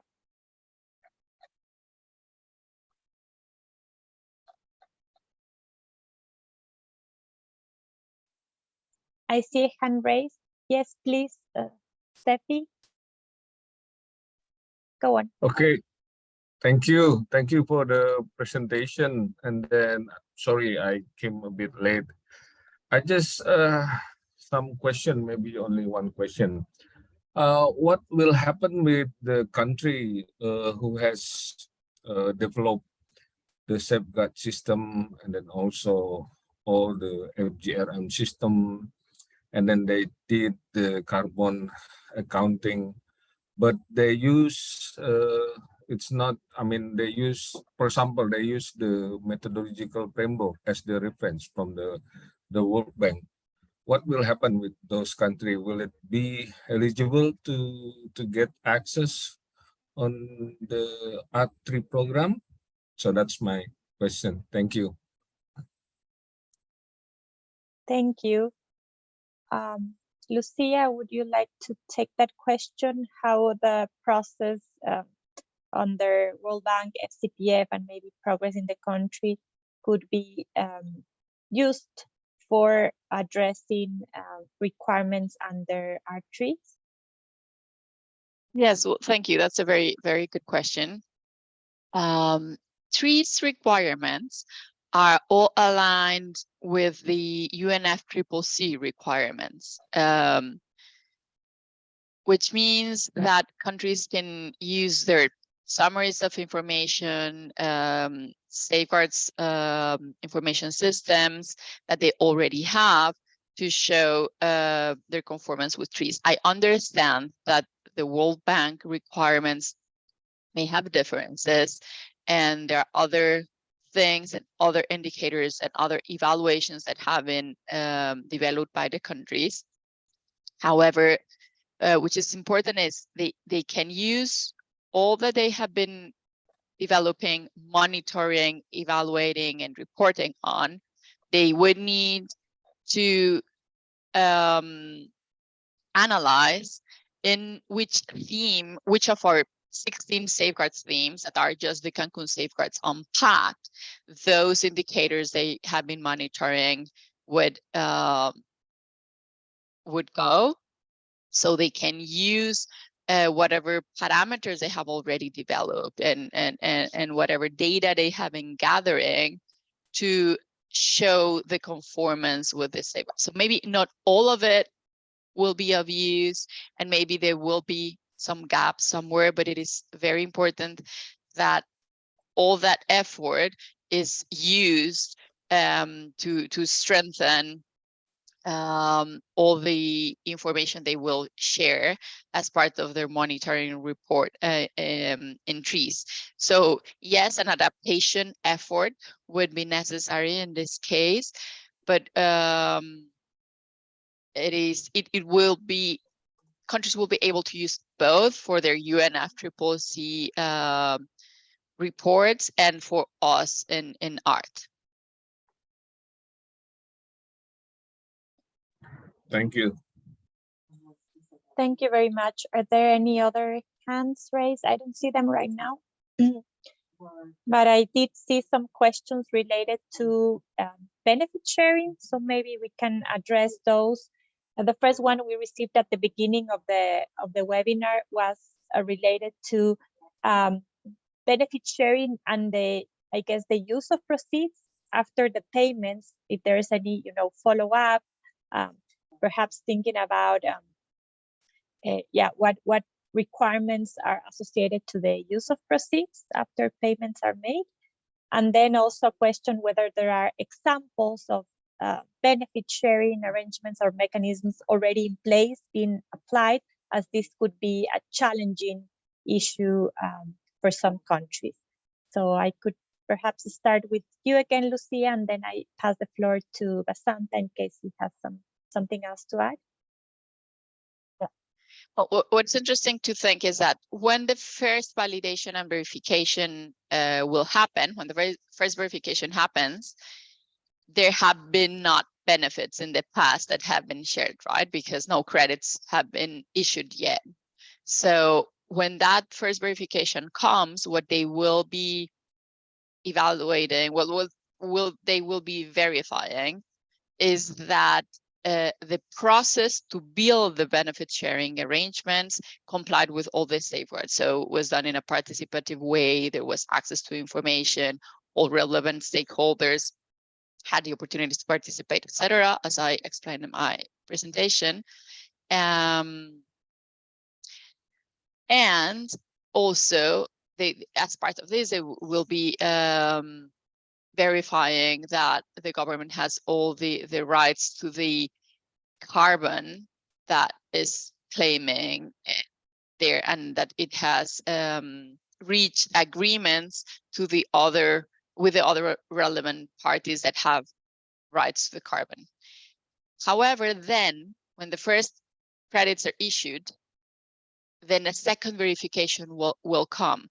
And maybe that second verification will come when those first credits that were issued have been already sold, and then benefits have already arrived to the jurisdiction, and there was a space where these benefit sharing arrangements have had to be implemented. So in that second verification, if this already happened, the VBB, the verification body, will then come to verify that all the agreements that were made at the beginning were respected and honored, and that the actual benefit sharing was done in a fair and transparent way, so to comply with the indicators. And so now I just go to these questions that says if we have examples of effective benefit sharing mechanisms, and it is important to say that these jurisdictional REDD programs on their art are now just starting. We have issued credits to a first country very recently, to Guyana. So that will be the first country that has now TRIS credits and will be selling those. And so if anybody is interested in seeing their documents and what are their the benefit sharing agreements, all of their documents are publicly shared in our registry website. However, I cannot talk about it in terms of a sample or many benefit sharing examples, because this is just starting and there are no many countries that have already done their benefits. Thank you very much. Basanta, would you have something to add perhaps on, benefit sharing, or if there's any guidance on the use of proceeds and how safeguards are applied to the use of proceeds? I believe a key information and example will be provided in the last presentation from Lee, but in case you have something to add. Yes, thanks, Victoria. First, I do just endorse that definitely this benefit sharing mechanism is the most important, and this is most difficult, I would say, also in case of REDD Plus flowing benefits, especially flowing benefits from government to the community level. So this, I think we all agree. And in case of VERA, and especially in case of JNR, actually, in the interest of time, I didn't include details of the JNR program. In JNR, we have 3 scenarios: scenarios 1, scenarios 2, and scenario 3. You can see on those links that I shared with you that in case of scenario 3, the JNR program has to have this benefit sharing mechanism in place, but we do not have any I do not have anything to share with you that is successfully implemented, because we have not done that as of yet. But we do have benefit sharing mechanism, the provision of having benefit sharing mechanism for JNR program of scenario 3. And for that, the benefit sharing mechanism, including all these safeguards also, I think this is going to be again challenging, but I think we can learn lessons from. There are some countries who have benefit sharing mechanism. I think in case of REDD Plus also, the National REDD Plus program. But yeah, just to say that we do not have any document to share. But if you want to know more about what is the benefit sharing mechanism provision in case of JNR, please reach out to me, and I'll give my email address here later on in message. Thank you very much.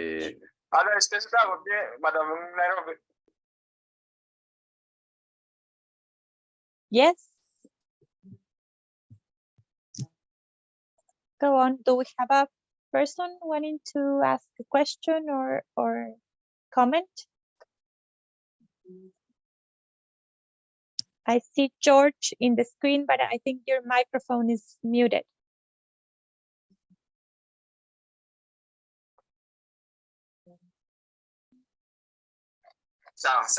Hello, I think it was by mistake. I had no particular question at this point. The only thing I think I raised was Basam was sharing, Basanta was sharing one of his slides, and I saw achievements on the REDD 6th December of the year 2023. So I was seeking clarification whether it is 22 or 21, or they've already projected forward to 2023. Thank you. Thanks, George, for the nice catch. That was just a typo. It is indeed 2022. We are not at 2023. Thank you for noticing that. I'll correct. Thank you. I think we are starting to plan and think about next year now towards the end of the year. Thank you very much, George. Do we have any other questions or comments regarding both presentations, noting that we may not have our colleague from Art Secretariat any longer, considering the time difference. So if you have any additional questions, we can reshare them later and come back to you with answers. Also, as we have indicated before, the presentations will be shared with all the participants and the recordings and some additional guidance materials. So yes, you will receive this information after this event. As I don't see any other questions or hands raised, if I'm not wrong, I would like now to ask Jessica, if you could put on the screen the retro board tool to engage the participants and hear from you a little more.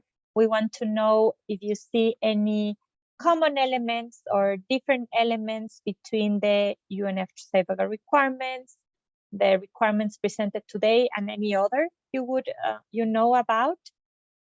And also if you have any comments on challenges, learnings, and recommendations from your side based on your own experience, information you know of, either at the country level, regional level, global level. You can see now the link to this board in the chat. So we have three options. You can either go to the link and start typing your responses directly in the board, and this does not come with a name or any specific information. You can also put your answers in the chat and we will include it in the board, or you can open your microphone and let me know and just tell us what you think. So either way it works. Here in the board you have options to include and type comments, suggestions, inputs directly. Or you can also, once a person has included a comment, you could see one now here in grievance redress mechanisms. If you agree, you can give some thumbs up for the comment, or even add another comment on that specific input that was already added. So I would like to invite you to share your learnings, your experiences, your comments, whether you see challenges, some examples that are worth sharing, recommendations for addressing and respecting safeguards. As you see, we have different columns, and also your reflections on common requirements, common elements that we would like to highlight.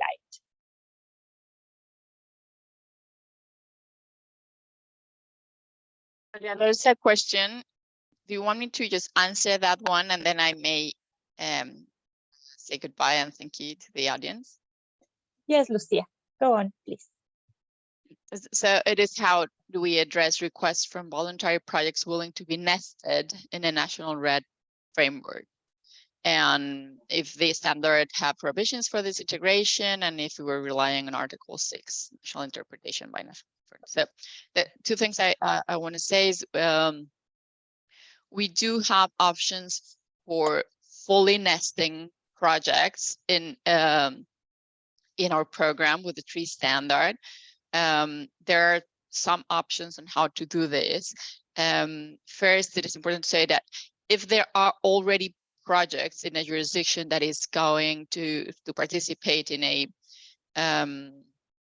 in jurisdictional REDD with a 3 standard, and those projects are issuing credits, of course, they have to follow our double issuance and double counting provisions. So any project, any issuance of projects in a jurisdiction in our program, those credits would need to be subtracted from the number of 3 credits that the jurisdiction is going to have and to issue, to prevent the double issuance of those credits. However, there is also the possibility that there are projects that want to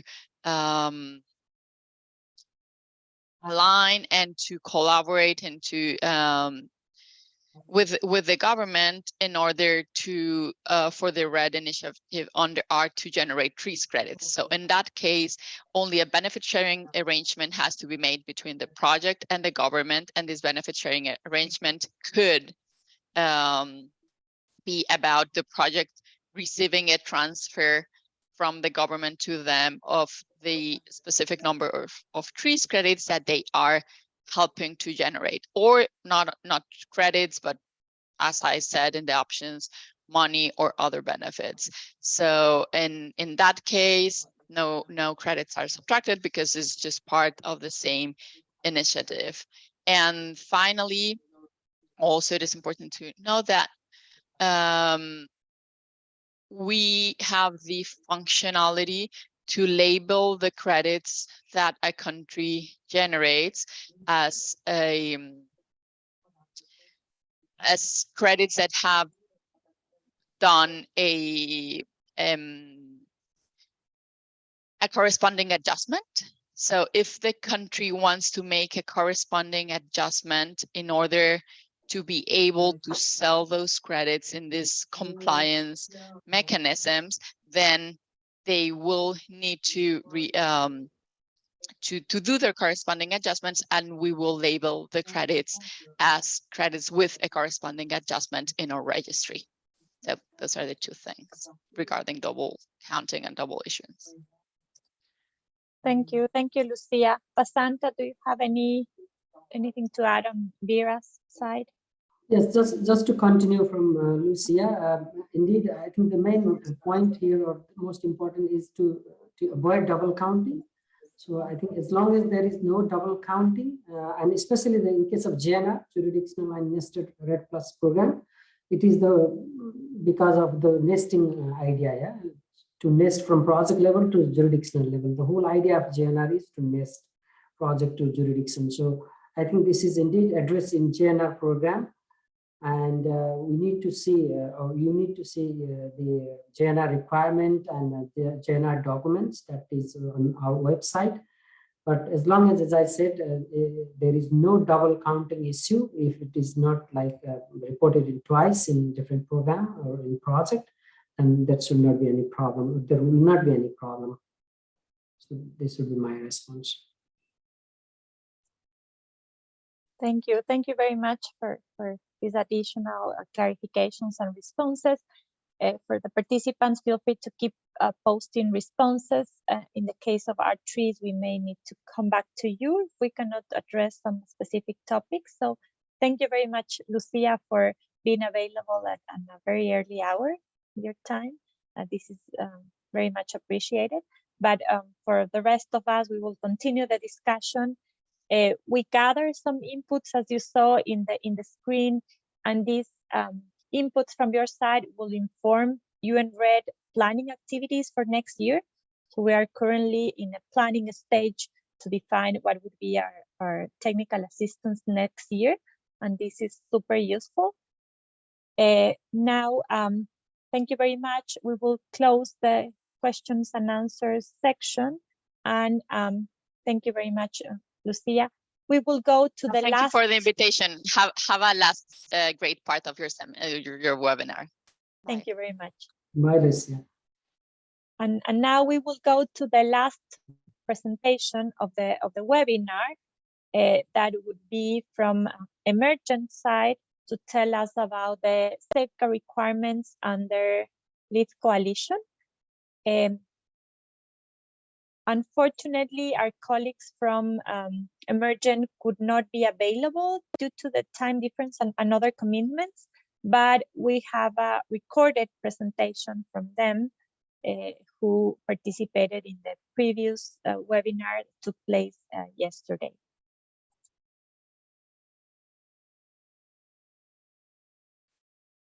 I would like to bring Paz Lozano to our last presentation that would be on LEAD Coalition safeguard requirements, and this is closely related to Artree's presentation. You would see soon why I'm telling you this. So I would like to welcome Paz to present the safeguard requirements under Artree. And I believe it's maybe two colleagues, Paz and Dion Ward, who join us from Emergent. Paz is a Senior Vice President of Forests in Emergent, and Dion Ward is the Director of the Fund Management and Reporting also at Emergent, and they are also part of the LEAD Coalition. Thank you so much, Victoria. I'll start off the presentation and let me share my screen really quickly. But just to clarify, we won't be presenting on the actual Artree's safeguard requirements, as Lucia has already wonderfully done that. But we will be talking about how LEAF uses the Artree standard in order to guarantee that there is high integrity there are high integrity requirements met when it comes to safeguards for any credits that we transact under the LEAD Coalition. So thank you so much. Let me share my presentation and hopefully everyone will be able to see my screen. Please let me know if you have any issues. We can see it clearly. Perfect. All right, so I just wanted to give a little bit of context for everyone on the call about who Emergent is and what LEAF is. So it's important to just land in this kind of information or provide some clarity on this. Emergent, the organization that Dion and I work for, is a nonprofit organization that provides a transaction platform for Artree's credits. As Lucia mentioned, we are effectively one of the buyers, one of the many kinds of buyers that can exist for Artree's credits. We, as Emergent, we buy and pay for jurisdictional REDD+ carbon credits that are issued under the TREE standard, and we sell those credits to corporate purchasers and sovereign donors who are participants in the LEAP Coalition. We're also the administrative coordinator of the LEAP Coalition, and we facilitate those transactions for LEAP participants, as I mentioned. The LEAP Coalition itself was formed in April of last year, and the goal is really to halt tropical deforestation by financing large-scale tropical forest protection. And we are bringing together forest nations, companies, and donor governments to facilitate these transactions of high integrity trees credits. The LEAP Coalition, I think it's important to emphasize, the LEAP Coalition is not a greenhouse gas program or a standard, unlike Vera or ART. We are just a collection of different buyers and participants in effectively the carbon market. So all trees credits that are transacted by LEAF are issued by the ART program under the trees standard. A little bit more information for everyone on how we work, how Emergent and LEAF works, just really high level to make sure it's clear. So effectively, we start by aggregating demand for trees credits. So LEAF corporates and sovereigns that are participants in LEAF Coalition indicate their demand or their interest in purchasing trees credits from different jurisdictions and forest governments that are also participants in LEAF. Once sufficient demand for credits has been been aggregated and there's a solid value proposition that we can provide to a jurisdiction, then we move into the phase of negotiating and ultimately signing an emissions reduction purchase agreement with both the corporate buyers and the jurisdictions who will be selling their trees credits. Then it's the hard work for the jurisdictions to actually reduce deforestation, to implement activities that really generate results and emissions reductions. And they have to do so in conformance with the trees standard requirements, which includes the safeguards, which Lucia has already talked about. Once those results have actually been achieved, once the jurisdiction has monitored the emissions reductions, then they actually go through a process of independent validation and verification against the trees standard requirements. And if upon successful validation and verification, trees credits can be issued by ART and then ultimately retired on the ART registry when they're transferred to a buyer or when the jurisdiction receives payment, they can, for results, they can also retire the credits in their own accounts. So this is an important part of the process, and this is where ART, we rely on the ART program in order to not only issue the trees credits that we transact, but to also provide the platform, the registry for retirement to ensure no double counting. Once those trees credits are issued, ultimately the emergent, we transfer funds to jurisdictions, to the LEAF jurisdiction that has entered into this purchase agreement and delivered us the credits. And we do that through a financial intermediary who then oversees, monitors, and reports on the funds, the use of funds according to best management practices for fund management. And those funds ultimately end up being reinvested in sustainable development and forest protection, generally speaking, what the jurisdictions decide to use those funds for within that kind of broad category. And that reinvestment in these different activities ultimately can impact the lives and livelihoods of people in those jurisdictions. And we hope creates this virtuous cycle where more emissions reductions can be achieved and more payments can then be delivered for the results that the jurisdictions can demonstrate under the ART tree standard. So this is a high level kind of flow of how things work under LEAF and ART, or not ART, LEAF and Emergent. So what are LEAF's safeguard requirements? I think this is something that we want to highlight in two kind of phases, and I'll speak more about the first phase, a pre-credit issuance phase, and my colleague Dion will speak more to what happens post-credit issuance and post the delivery of funds to the jurisdiction. So pre-credit issuance, the simplest way to say this is that we ultimately require that any jurisdiction that participates in a LEAF transaction meets the requirements of the ART program, the TREES standard. So TREES was selected by LEAF because of the buyer's confidence in its high integrity requirements, and in particular because of the really robust safeguard requirements that exist within the standard. So like I said, any jurisdictions that transact credits through Emergent and LEAF have to have those credits independently validated and verified under TREES and issued by ART. Post-credit issuance and delivery, so once the jurisdiction has actually demonstrated they met the requirements, they've issued credits, and they've delivered those credits, we've paid them, then there's a different set of safeguards that comes in, and this is actually what is really specific to LEAF. Like I said, the first phase is really governed by ART, but we do require that jurisdictions effectively participate in the ART program. However, once the funds are transferred, there are safeguards that apply to monitoring the use of proceeds under LEAF. So those fund management reporting safeguards are a LEAF-specific requirement, and we take measures to ensure that there's no duplication of safeguards reporting requirements with ART trees. We recognize there can be some overlap, but we want to make sure that efforts are complementary and they're not duplicative.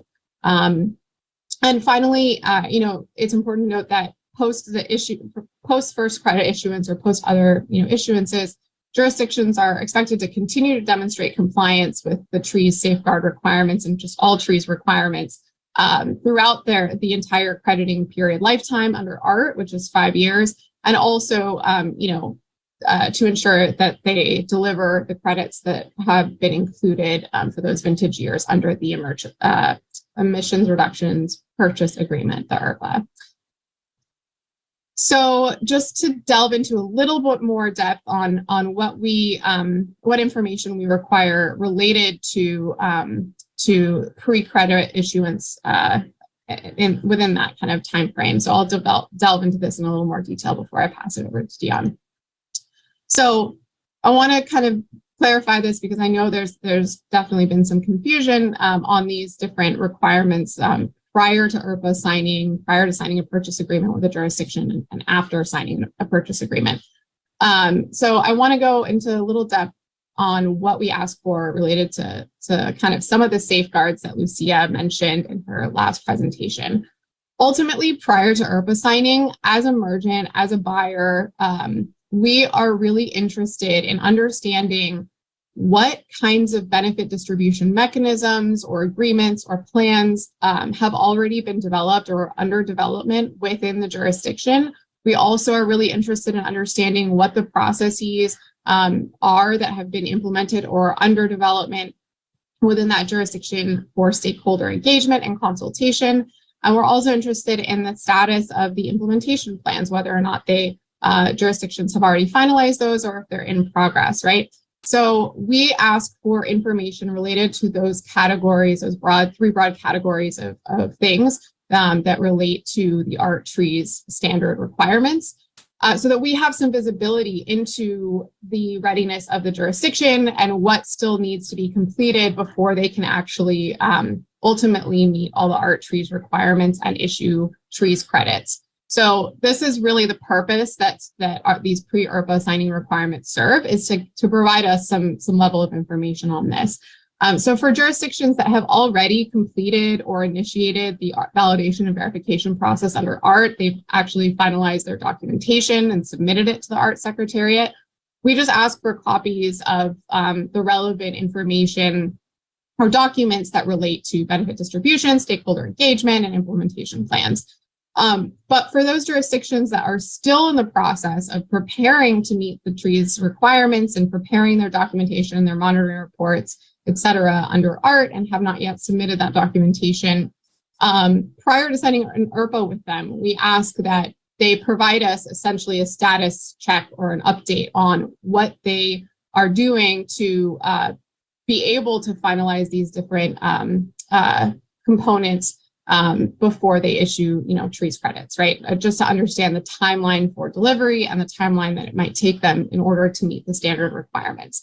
I want to just emphasize here that we do not require jurisdictions to submit finalized benefit sharing mechanisms or plans or any finalized stakeholder engagement processes or implementation plans prior to signing the ERPA. We just ask for effectively a status check on where they are now and what their plans are to ensure that those things will be in place within a reasonable time frame to ensure they can deliver trees credits when they've promised to deliver them. So I want to make sure that that's very clear. We don't want to rush that. We don't want to ask for that to be done in 2 months, because at the end of the day, this could compromise the jurisdiction's ability to meet the standard requirements themselves. And jurisdictions must conduct, all the consultations and develop benefit sharing agreements in conformance with trees requirements. So we want to make sure that that's done correctly, and the time that's needed to do that correctly is actually taken. So that's something I want to emphasize. For post-ERPA signing, jurisdictions must demonstrate compliance with tree safeguard requirements. So like I said before, we only deliver payments to jurisdictions once they've actually been able to demonstrate that they've successfully passed validation and verification against the trees requirements. So moving on, just really quickly to highlight some different topics that a sample of different topics that are priorities for leaf buyers. This is not to say that not all of the tree safeguard requirements are important. They are all important for leaf buyers, but here are a few that I think are really important to emphasize that buyers are paying particular attention to, and some of the ones that Lucia already has emphasized and mentioned in her presentation. So one is the full and effective participation of relevant stakeholders. This is something that is extremely important for all of the buyers involved, that Indigenous people in particular and local communities in particular are consulted and involved in the process and are broadly supportive of the program and initiatives. We also care about benefit distribution mechanisms, plans, or agreements that are developed with stakeholders in a participatory manner. And like I said, in particular, with a focus on Indigenous people, local communities, and other marginalized groups. And we also care about the promotion of gender equity across the implementation of safeguards and the implementation of trees of the REDD+ activities. And finally, we also are really interested in ensuring that the rights and knowledge of Indigenous people and local communities are respected. And these are all things that the Art Tree Standard effectively guarantees through their processes. So, but this is a particular reason why buyers are really supportive of art and the Tree Standard. So I'll pass this over to Dion to talk a little bit more about the post-issuance requirements as they relate to safeguards for fund monitoring and reporting. Dion? Thank you, Paz, and thank you, Victoria, you and REDD staff, and all the participants for giving us an opportunity to clarify some of these concepts. So I'm going to talk mostly just in a few minutes about the use of proceeds and post-credit issuance requirements. Pause, next slide, please. To localize us on the cycle, which Paz already presented in the last 2, 5, and 6 of the circle, we have the financial intermediary who we depend on to distribute funds in alignment with the use of proceeds plan, which has been defined by the host jurisdiction. This is after the verification, after issuance verification, and then this process of disbursement. I'm going to focus on this as well as the reinvestment and the oversight and monitoring of the use of proceeds. So next slide, please. So there's some premises which Paz has already gone over, and the importance to understand Art Tree's safeguards, and that this is focusing on post transaction of emission reduction credits safeguards, what we call fund management and reporting, our jargon here.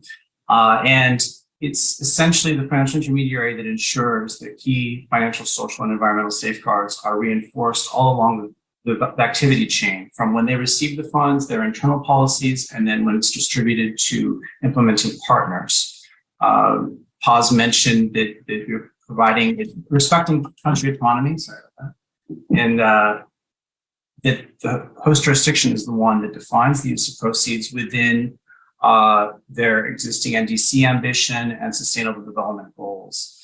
I'm going to discuss a little bit what some of the variation and how that might differ potentially from what the crediting period activities are, but I'll go into that in a minute.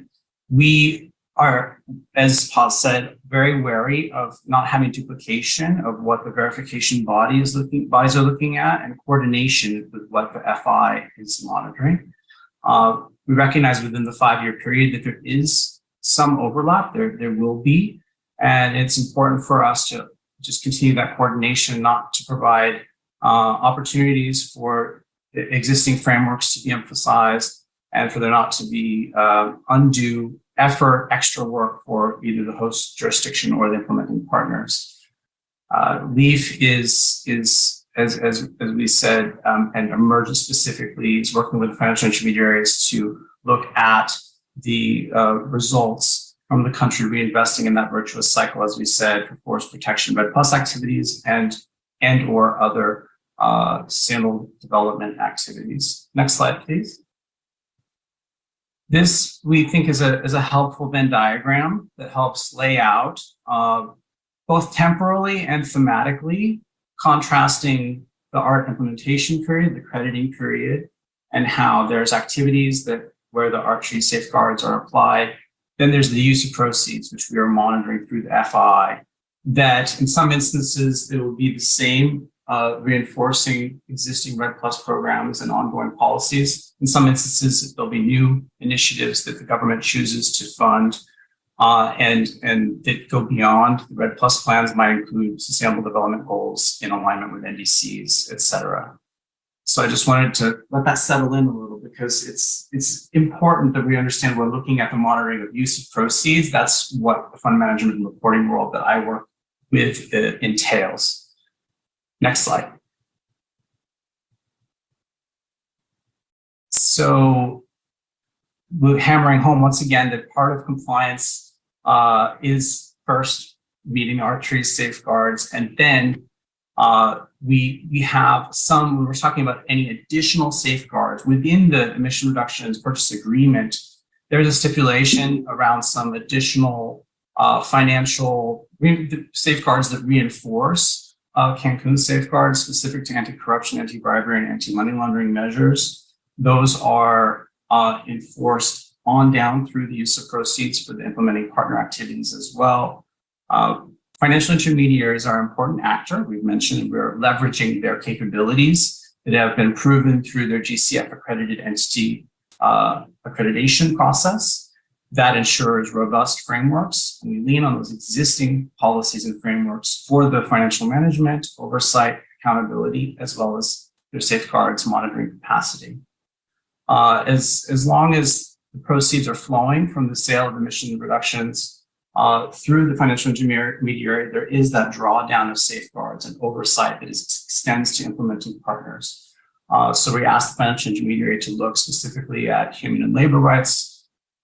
Any discrimination or abuse is prevented, and they are once again comply with those financial safeguards, which we mentioned. With one more slide,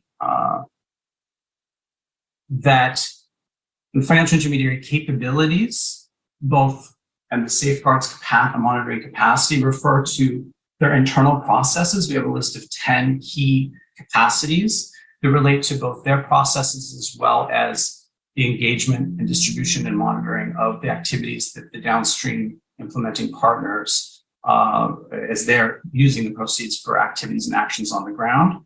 So code of ethics, procurement policies, preventing financial irregularities internally and downstream, payment procedures, know your customer checks, internal controls, investigation procedures and grievance redress mechanisms. We don't mean to have this be duplicative, and we want to be able to reference existing trees mechanisms, the importance of making sure that it's suitably communicated both internally and downstream for all participants to be able to raise any issues.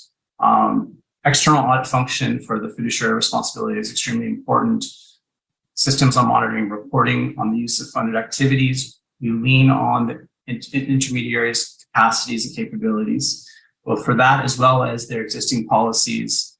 The IFC policies are referenced within the GCF accredited entity framework on ENS risk monitoring, as well as prevention of sexual harassment and exploitation. So that is a summary of a lot, but I really wanted to have the opportunity to focus on the separation of those different periods in the use of proceeds versus the crediting period verification that precedes it. So with that, I think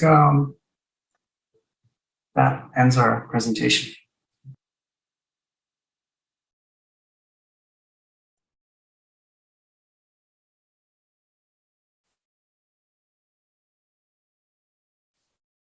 Thank you for showing that, Jessica. As I indicated, unfortunately, colleagues from Emergent could not be present in this webinar. However, we were able to record this presentation to share it with you. And now I would like to open the floor for questions or comments you may have.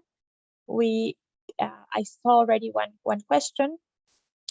We may be able to direct you to some information or answer questions based on the details that were provided in yesterday's webinar, or we also have agreed with emergent colleagues that we can share these questions with them and come back to you shortly with additional answers and information.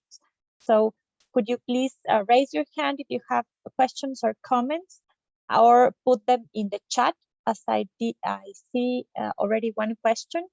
One is related to whether there is any pre-investment provided by LEAF Coalition for the country that would adjust or improve their existing safeguards implementation before the ERPA agreement, and also a question on the price per ton offered by Emergent.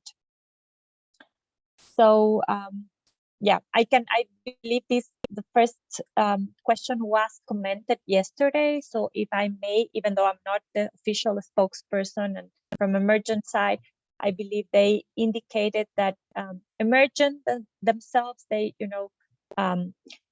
combine or bring together two stakeholders once emission credits are demonstrated and credits are issued under R3s, then as a potential purchase, LEAF Coalition brings buyer side to the equation.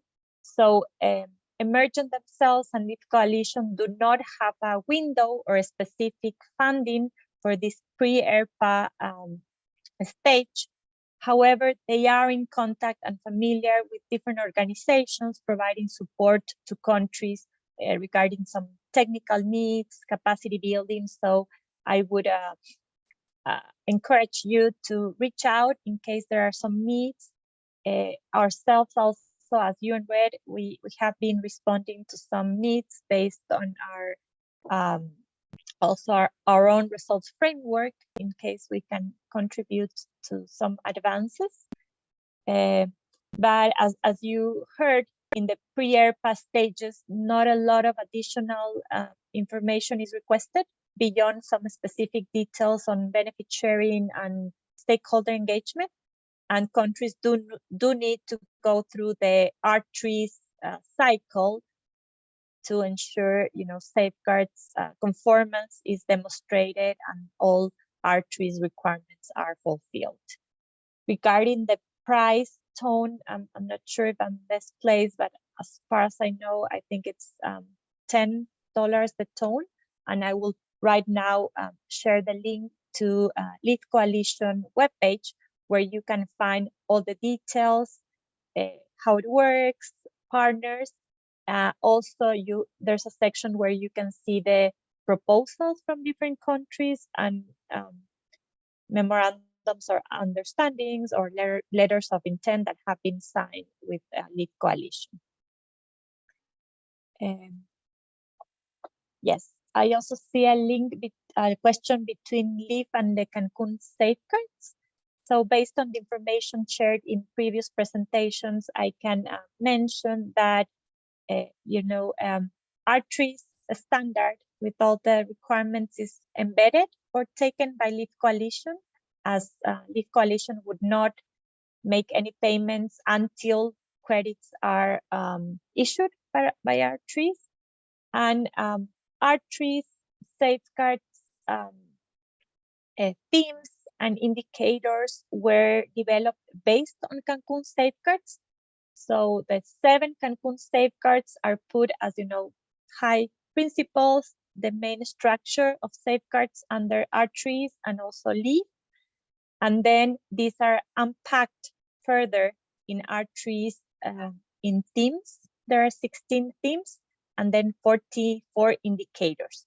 So I would say Cancun safeguards are the main basis, the umbrella for safeguard requirements under both R3 and LEAF.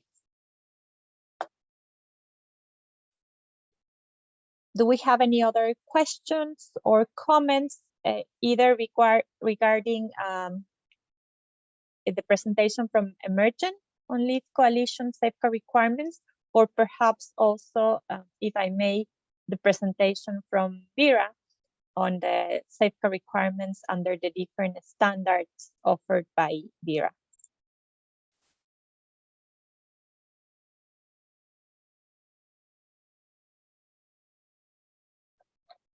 I don't see any hands or comments at this stage, but feel free to reach out to us if you have any additional questions, or to the specific colleagues in the that we're presenting at this moment. Thank you very much. We are reaching the end of the webinar.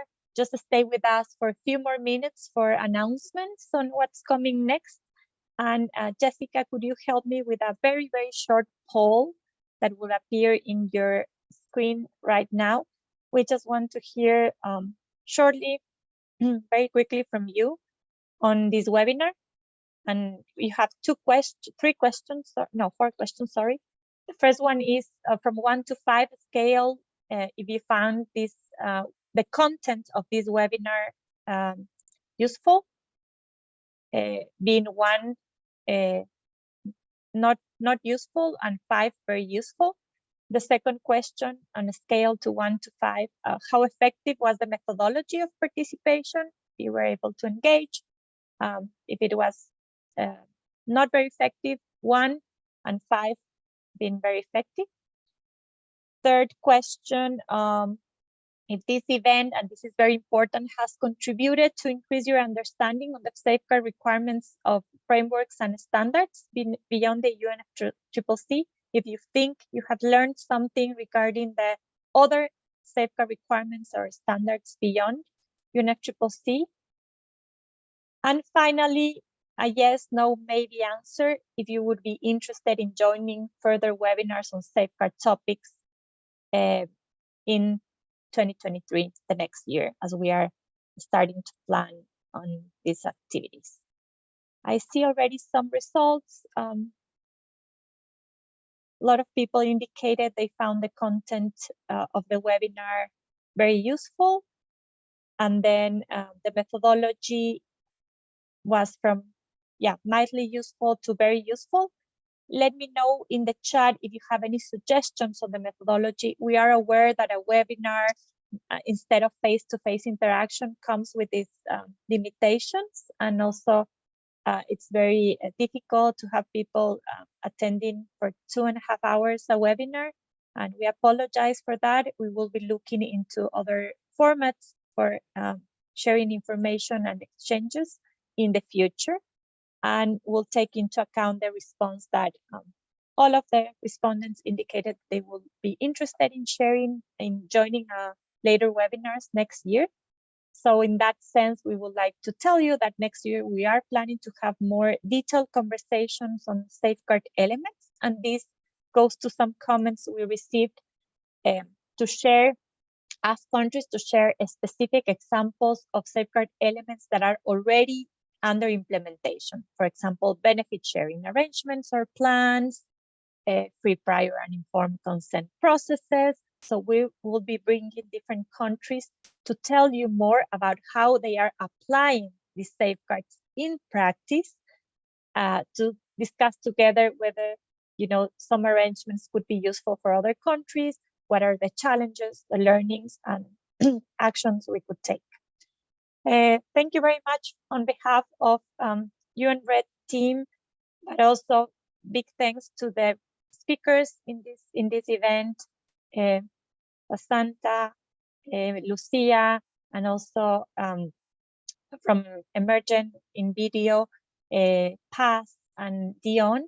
Thank you very much for being available, and also thank you for Judith from our side, who presented on behalf of UN-REDD. We will share the information with you after this webinar. We will share the presentations, the recording, and some additional reference materials. And we will stay in touch and keep you informed about coming events for next year. And all your inputs will be considered in detail for our UN-REDD 2023 work planning as well. Thank you all. Bye-bye. Thank you. Thanks for joining, everyone. Wishing you a lovely rest of your day. Thank you.